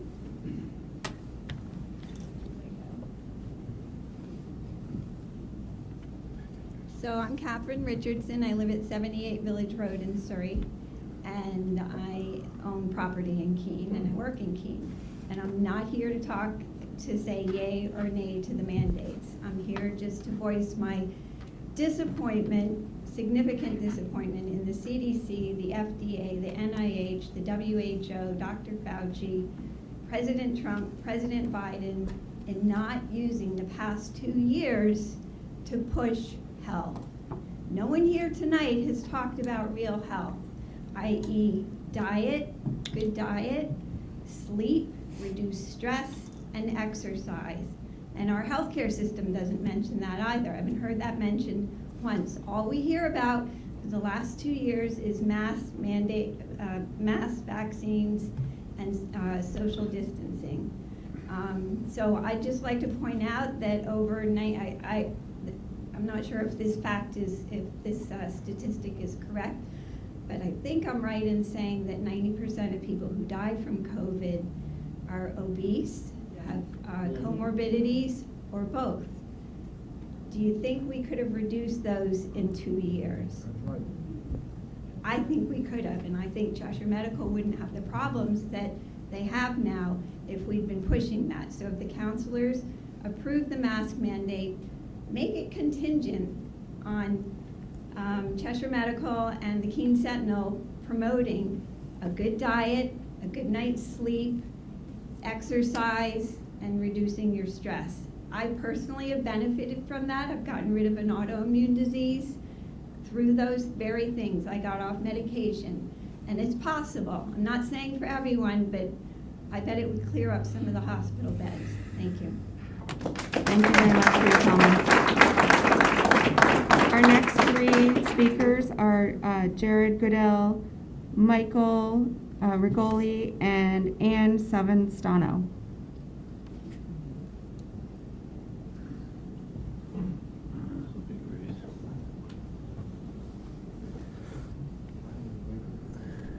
Hi.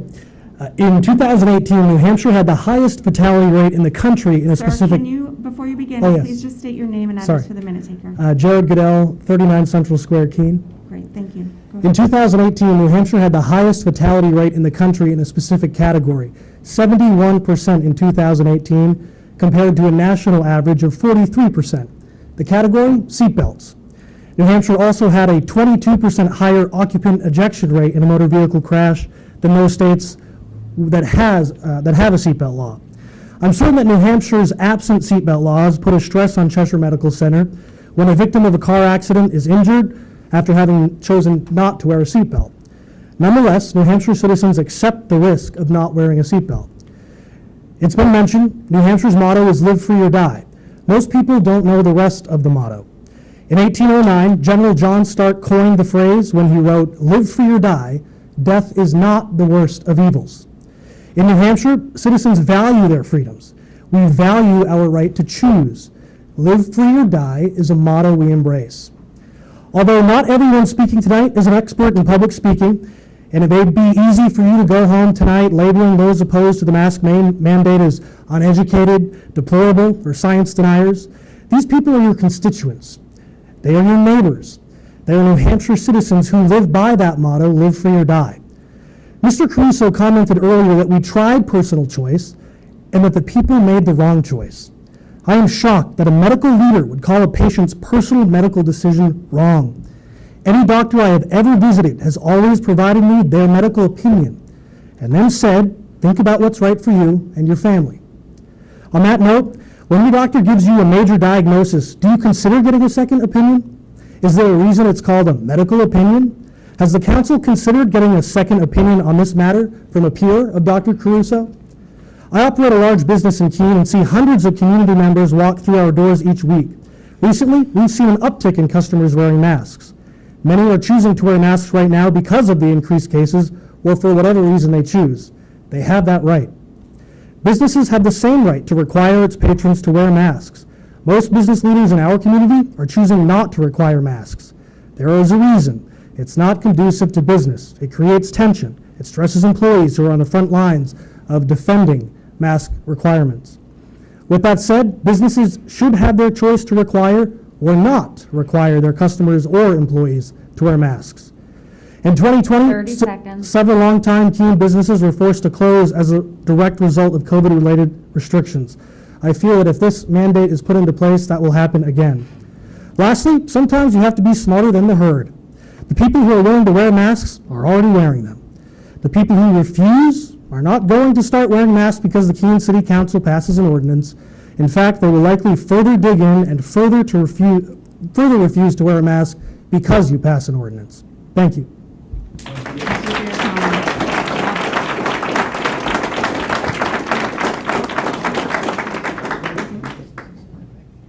Our next speaker is Michael Rigoli. Good evening. Please state your name and address for the minute taker. Good evening. My name is Michael Rigoli. I live at 64B West Street in Swansea. I own a business in Keene. I own Fritz. I didn't know what I was actually going to say this evening. Listening to everybody else that has spoken before me sort of helped things out. I did actually write a letter to the town council. I hope that everybody takes a chance to read it. That being said, I want to talk about two things briefly. One, I own a very popular restaurant in the city. I routinely have people that come in that are nervous about removing masks, because they do come in with masks. We have a lot more people that wear masks these days than before. Somehow or another, I have the ability to help them calm down a bit and be relaxed in the restaurant. I don't believe that people that are talking about forcing people to wear masks understand what it's done to the general public. I deal with this every day because I have the education that I have. Those of you on the town council that know who I am and speak to me on a regular basis know what my background is. I've been able to make modifications in the restaurant that have given us the opportunity to not have a single issue with COVID in the restaurant in 2 years. I've shared this information with the town. I've shared it with the governor. I've shared it with several of the members on the city council. We haven't made any effort to do anything else other than what the medical community has asked us to do, which I was always 100% opposed to. Not because COVID doesn't exist, but because it never did enough to fix the problem. I don't believe in masks. I think they're absolutely useless. As a former nuclear power plant operator, I've worn protective clothing, the type that really does actually protect you. Captain Bates is out in the hall. I doubt that he would ask one of the firefighters in Keene to enter a burning building filled with smoke without their Scott Air Pack on, which I used to wear on a regular basis. If you're telling me that smoke, which we can actually see, it's so large that we can actually see it, would actually be stopped by those foolish masks that everybody wears, instead of wearing something that actually would protect a man or a woman, I'm sorry, I wouldn't want to go in there like that. I am an engineer. 30 seconds. I am somebody that used to be a nuclear power plant operator. If Dr. Caruso is interested in understanding the other things that exist in the world that could have dealt with this passively instead of forcing people to do things, I have all the time in the world to educate him, or the city council, or the city development office, or the code enforcement manager, or anybody else. But forcing That's fine. people, thank you. For your comment.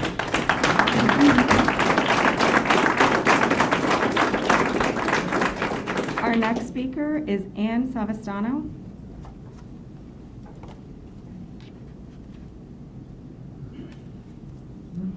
Thank you very much. I appreciate the opportunity for the public hearing and to speak, so thank you. My name is Ann Savastano, and I live on 75 Winter Street in Keene. I have a brief statement here, and I may add a little bit after having heard so many comments. The proposed ordinance 0/2021-16, seeking to mandate the wearing of face masks not only in public places but in all private businesses, causes me to have some concern. My primary concern with regard to this proposal is that it would infringe on some of the most basic freedoms of individuals, which government, at least the United States of America's government, is constituted to protect. Our government is uniquely for the people, by the people, and of the people, and is meant to establish and protect individual freedoms and not to usurp them. Overriding the personal choice of individuals for the common good may be warranted in extreme cases, but I believe that mandating individuals to wear masks in private businesses for their own safety is a curious irony and substitutes government mandates for personal responsibilities. I also fear for the precedent which would be set if this ordinance were to pass. If a mask mandate to protect us from individual irresponsibility can be instituted, then why not a vaccine mandate? And if this mandate can reach into the space of private businesses, Why not next into private residences? Given that the concern is for vulnerable individuals, whether due to age or underlying conditions, then shouldn't these individuals be the ones to decide what measures of protection they should take? Wouldn't a government mandate abrogate their personal responsibility to protect themselves as they see fit? I do believe that each private business has the right to determine what it wants to require in terms of masks or other protective measures, and I would respect their decisions. For that matter, I would respect the city's decision to require masks in city-owned buildings. But this requirement is not within the proper purview of the government to determine and impose upon private businesses, and would seriously infringe upon individual freedoms and further jeopardize those rights by setting an unwise precedent. I do believe there are other ways to deal with it. I think looking at the studies that Dr. Jean Clerkin has offered to give and what Michael Rigoli was mentioning would be wonderful to look into. Thank you very, very much.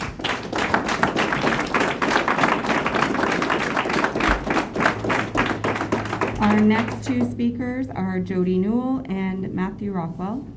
I welcome Jody to the table. Hello all. My name is Jody, and I think everybody's had a pretty full conversation tonight about the medical perspective. And can you please state your address? Oh, I'm sorry. My name is Jody Newell, and I live at 32 Leverett Street in Keene. Thank you. So I think everybody's gone over a lot of the points that are like the basic arguments here. So what I'd like to bring here as my perspective is the perspective of a mom and someone who not only have I lost multiple family members to this, but over the last few weeks, we've had the experience of both of my children testing positive for COVID-19. Both of my kids having to go through that experience of dealing with COVID-19. I have two boys. They're very alike, but also very different, and them going through COVID was very similar to that. One of them was very mild, a low-grade fever. The other one, cold symptoms, low-grade fever, not low-grade fever, I'm sorry, low-grade fever for the other one, a pretty high fever that spiked, and he had a severe cough. And so for me as a mom, I'm looking at this, I'm going through this experience, and I'm thinking to myself, I, working as a homeless advocate, have been vaccinated since the very beginning, right off the bat. Not the booster, but the two initial shots from Moderna. I did not get my children vaccinated, and it didn't work out for when I was working. It was these kind of things, and I started to take things not very seriously and kind of got a little lackadaisical when it comes to those kind of things. And that was something that I had made the decision that I thought it was a good idea to do, but I hadn't done it. So my perspective that I'm bringing here tonight is simply my own perspective of going through this experience and watching my kids go through that after having lost family members to COVID-19. And I'll tell you what, they don't give a shit about, they don't care about the mask. What they do care about is losing Gigi, all right? Alone in a hospital room by herself with no one to comfort her but the nurses, because she was a nurse for 50 years. So they all came into her room. No family, no none of that. That affected my children. That affected me. My kids don't care about wearing a mask. They care about losing Gigi. Anyway, at the end of the day, going through that experience, my one takeaway was I couldn't believe that I had gotten so lax that I hadn't gotten them vaccinated, and what would have happened if I had not taken that simple step, and that simple step led to severe consequences for my children. That's the perspective that I bring tonight. And so when we talk about wearing a mask, I think it's a piece of fabric, and it really is not a big deal. And so I just, I think, 30 seconds. When it comes down to it, I'm asking you, and I know a mandate is a hard thing, and so that's a very tough decision for the council to make, and I appreciate you listening to everybody and what they have to say today. But as far as people who own businesses and things like that, even if it just comes down to them making that decision about what they want to do in their own stores and things like that, I would ask you to think about that experience that I had as a mom, thinking that there was this very simple step that I could have taken to spare my children from that. Thank you. Thank There you for you your go. comments.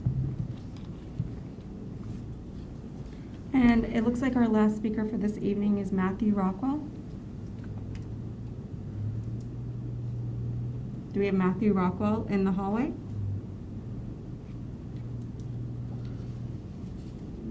He left? Okay. Okay, so. I would like, I didn't sign up, but if you have 3 minutes. Yes, well, come forward. He didn't show up. I really was debating that whole time whether or not to come up. My name is Melissa, and for the privacy of my husband, I will not be disclosing my address because he's a public servant, and I want to keep his identity private, and I want to respect him. So I'm a Canadian. I moved to New Hampshire when we got married. I would say it's been about like 8 years that I've been in the Keene community, and you know, I'm seeing so much being said tonight, and honestly, I empathize with everyone. I have so much compassion with anyone that has had to see a loved one suffer due to this. I do have a problem with the lack of transparency. As an RN, which by the way, you know, you could have had me as a resource in your hospital, but the lack of bodily autonomy is completely disallowing for so many people who are qualified, who want to help their community, be able to.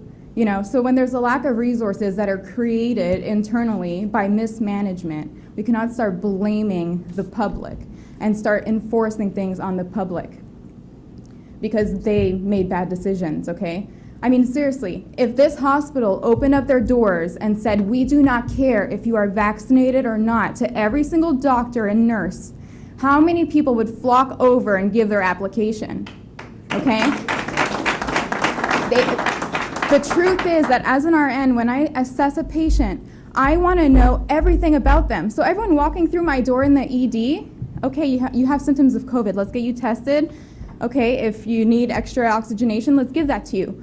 But you know what, you can't say that a mask mandate is a solution in the community if you're not also assessing, hey, have you been wearing a mask? I mean, if you're not asking that in the hospital, how do you know that that individual was contracted COVID because they were not wearing a mask? I'm also seeing so much division with these terms that we are using as an anti-masker and an anti-vaxxer. That is so repulsive to me. The #1 ethics that I learned in nursing school was about bodily autonomy and the autonomy of your patient. What the hell are we doing? Okay, seriously. Imposing protocols on patients or people of the community when they do not want it is so wrong. And it makes them push back even more. You know, when I was in nursing school and I would hear the stuff about, you know, when you learn about cultural differences in care and how there are Jehovah's Witnesses that would decline blood transfusions for their kids, I could just imagine as a nurse being in that position, being heartbroken and not understanding their position, until I was forced to all of a sudden no longer have a choice with my bodily autonomy, okay? That is a very, very serious discussion that is not happening and not being allowed here.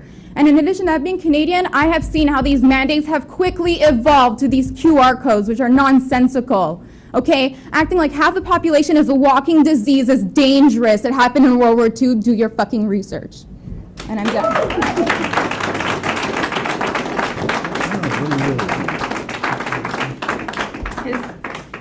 Is there anyone else in the room that would like to speak that did not have a chance? We still have time for public comment, only for the first time.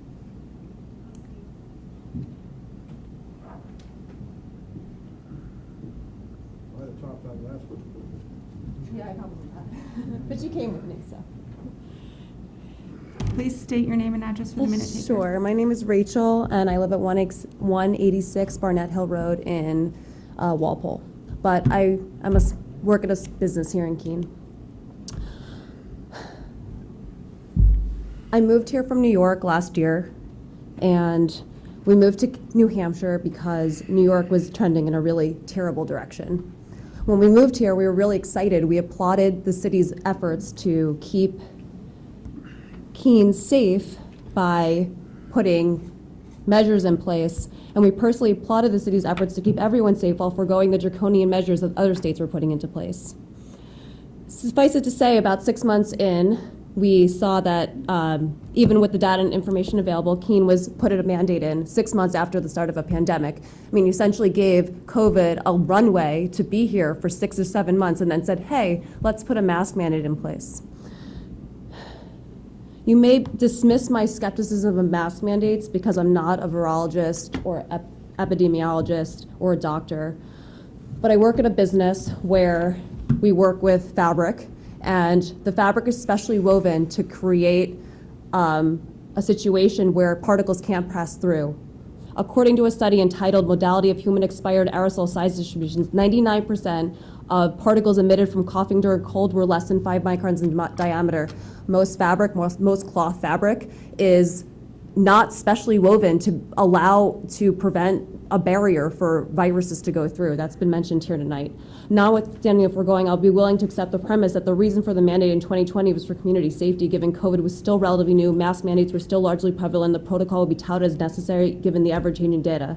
However, based on the new information we've learned over the last 2 years, the facts no longer support their claim.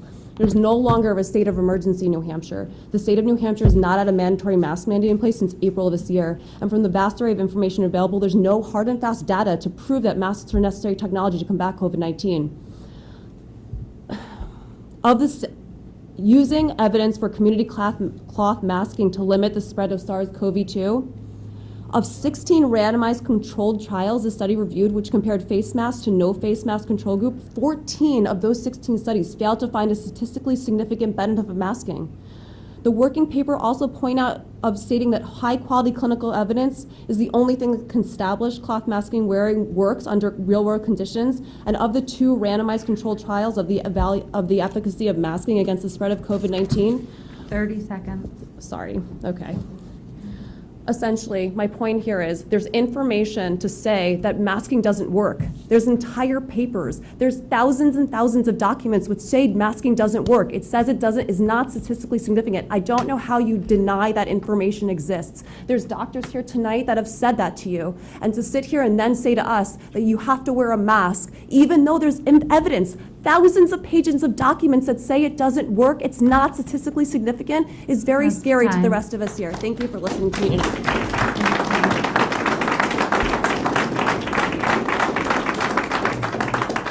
Come forward.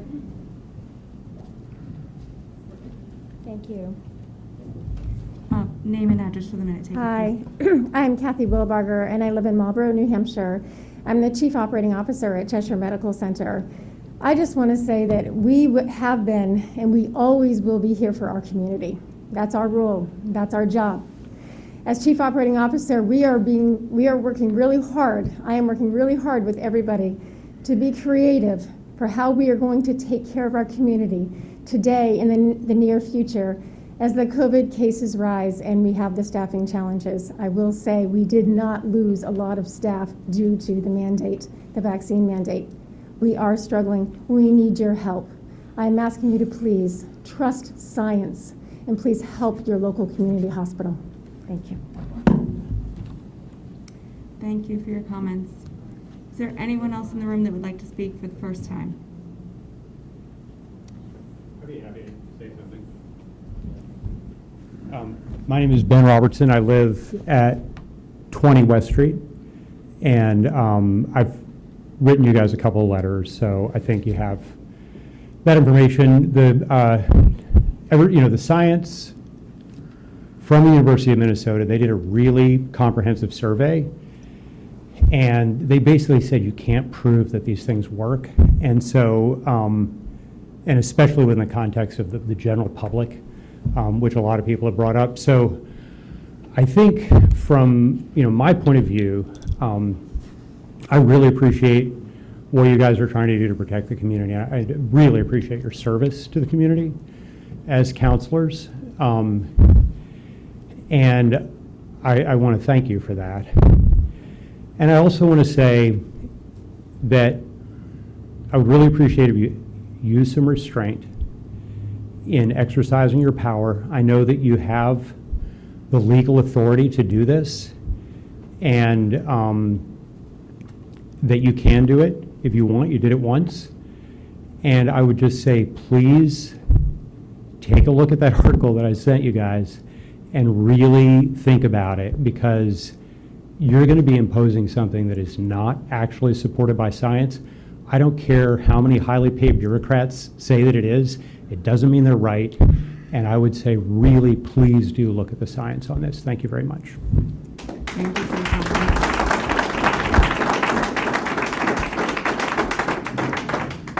Is there anyone from the clerk's office that can let me know if there's anyone from downstairs that would like to speak? We do have a little bit more time available for public comment. There's a question back there. Sure, come forward. My name is Melissa Lindenfeld. I live in Nelson. So somebody got up and talked about how they don't, they wear a mask because it's so important, but they don't like it because it fogs their glasses, right? How, if it works, how does it fog your glasses? That's my question. Like, how does your breath get into your glasses? Does that sound to you like something that works? Because it doesn't to me. I mean, if your breath can get out, stuff can get into. And that's my only comment. Thank you.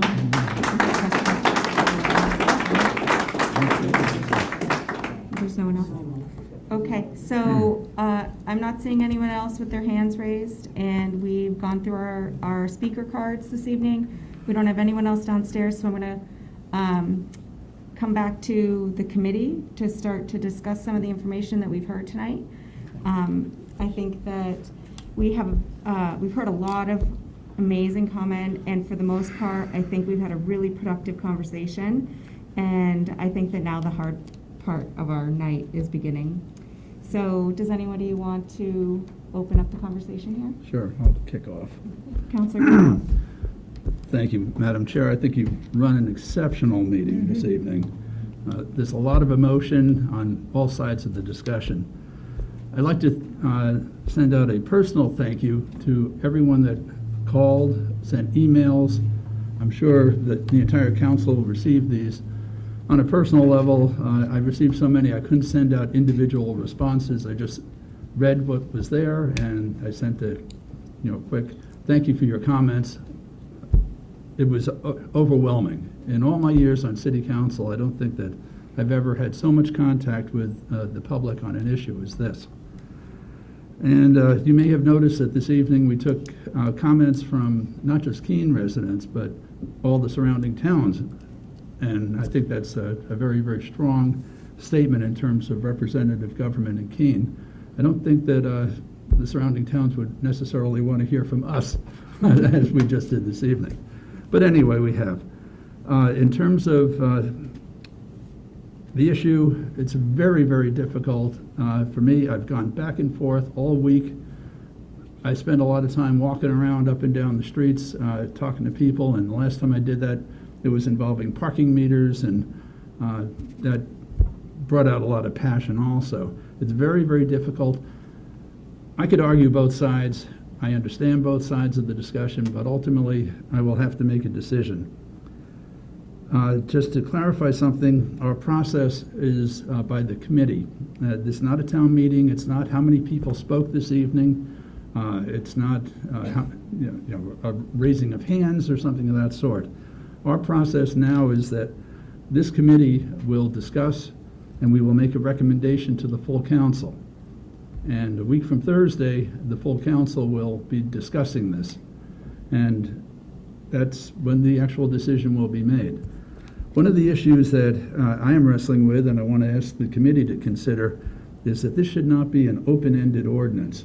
I'd like to have a review process.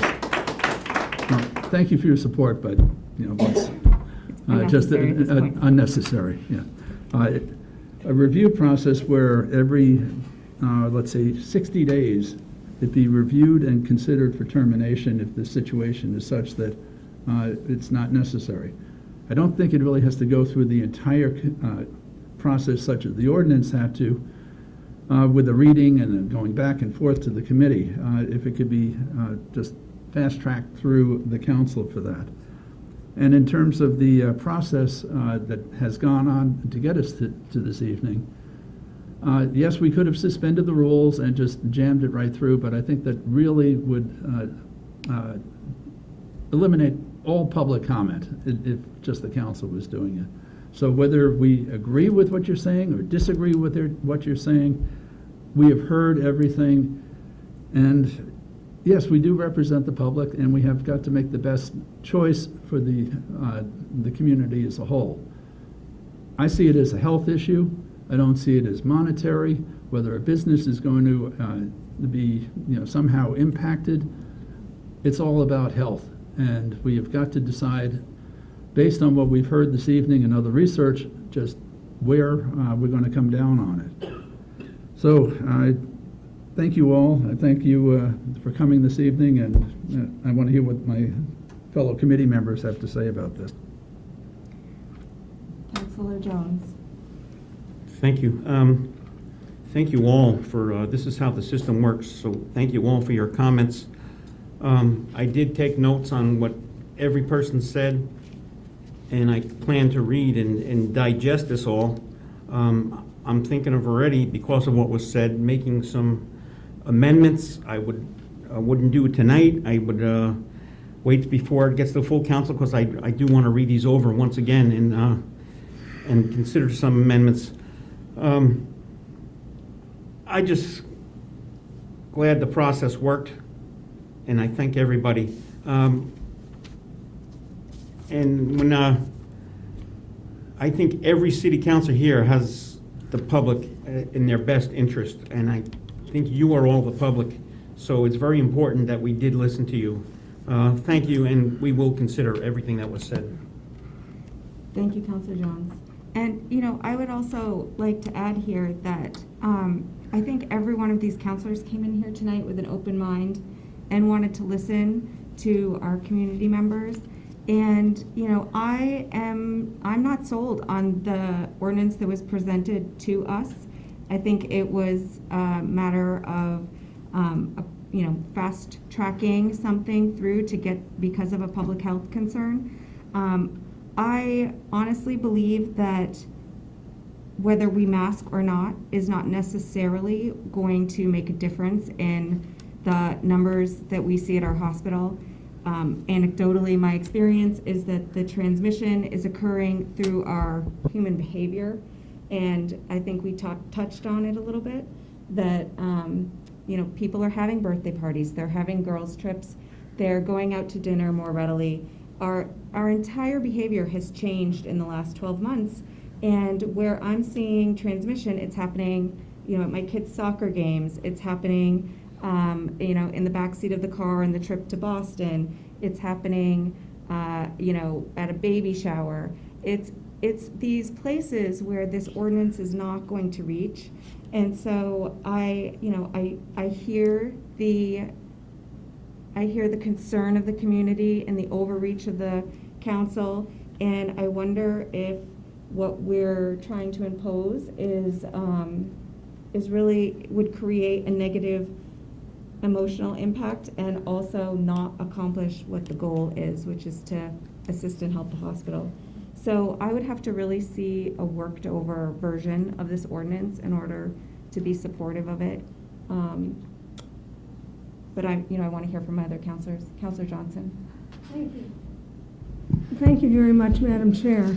My first question I'll give to our attorney. If I can read my own writing, do we have something that tells us that we are responsible if something like this occurs, a health issue? Because I see this as a health issue. Is there something in our laws that say the council has a responsibility to protect the community? Well, that's a pretty broad philosophical question, actually. The specific answer to your question is that the city council, like any other form of government, the primary purpose, I think a lot of people would agree on both sides of the political order, is that the primary purpose of government is to protect the community's public health, safety, and welfare. That's an easy thing to say. How you go about doing that that's where the policy issues come into play. So Are there laws that deal with public health in general? Certainly there are. Is there a law that deals specifically with this situation? The answer to that question outside of the general authority to adopt this kind of an ordinance is no. So it really does come down to the policy decision and listening to all of these good people out here and anybody else that you are listening to and trying to make the best decision that you can on the broad philosophical point, which is public health, safety, and welfare. That's what you are primarily supposed to do. Thank you, I appreciate that. May I go on to it? I had some other thoughts as I was listening to folks. I can read my writing. I think the big thing I want to say, and I appreciate those of you that are still here, we're dealing with something that none of us really know anything about, except our medical professionals. They're looking in people's eyes. They're seeing this happen. They know where they're coming from. They know that. However, this happened. Everybody has a right to be angry. I'm angry that we're dealing with it, but it's a given for 2020, 2021, and who knows what. So we're just trying to find a way to live with this, whatever it is that's trying to kill us. And it is a killer, no matter what we think. As we listen to you, do we make decisions whether it's private or public? That's one of the questions that I'm having. Do we make decisions that everyone should require a vaccination? I know how well that would go over. Civil War. And please, one more. I had one here. Take your time, Councilor. Thank you. I guess those are my main things. You said so many good things, people. Oh, the thing about the glasses. It's a pain in the rear end to have to wear the glasses and the mask. I know that. I do it because I believe in the masks, because I'm a senior. And my family really requires that I take good care of myself. But is there something that maybe could be recommended to us that might help us with that? Is there another apparatus we could be using? A woman said, hey, it's coming out all over the place. She's right. I don't know. I'm just throwing that out. And I guess the last thing I'll say, Dr. Caruso, again, I really appreciate you showing up. In a way, this has got to be challenging when you're out there in the trenches. But I appreciate what you share with us and what you tell us. And just know that I respect very much what you're doing, and many decisions that you make affect my 16-year-old grandson who I'm helping raise, so I appreciate your help. I'll stop. Those are my questions that I'm going to be thinking. Thank you, Councilor. Thank you. Councilor Workman. Thank you, Madam Chair. I also want to thank everyone for their comments and input tonight, as well as over the course of the last few weeks. I as well received lots of email and phone calls that I couldn't respond to everyone. I did do a quantitative analysis of those emails, and it was very interesting. It is a pretty straight down the middle split for yay and nay, based off of just what I received for email correspondence. I see people shaking their heads, but I saved the emails, I have the receipts, so. Nobody believes that. Nobody. Okay, that's fine. I can't take one. So, again, I see the mask mandate, what's presented in front of us, as needing some reworking and wordsmithing. But I do think that, again, if human behavior is contradictory of where we are right now, our human behavior isn't working. So I think we do need more extensive measures at this point. So I am in favor of a mask mandate, maybe just not this one presented in front of us today. Councilor Jones. Thank you, Chair. I somewhat agree with both you and Councilor Workman. I think there is room for wordsmithing. And as I said earlier, I would like to see the sunset clause removed. But I don't think we should be making amendments tonight. I think it should go, I don't think we should send an A version to the city council. It should go as written, and then at that time, we can all make our amendments and our adjustments as needed.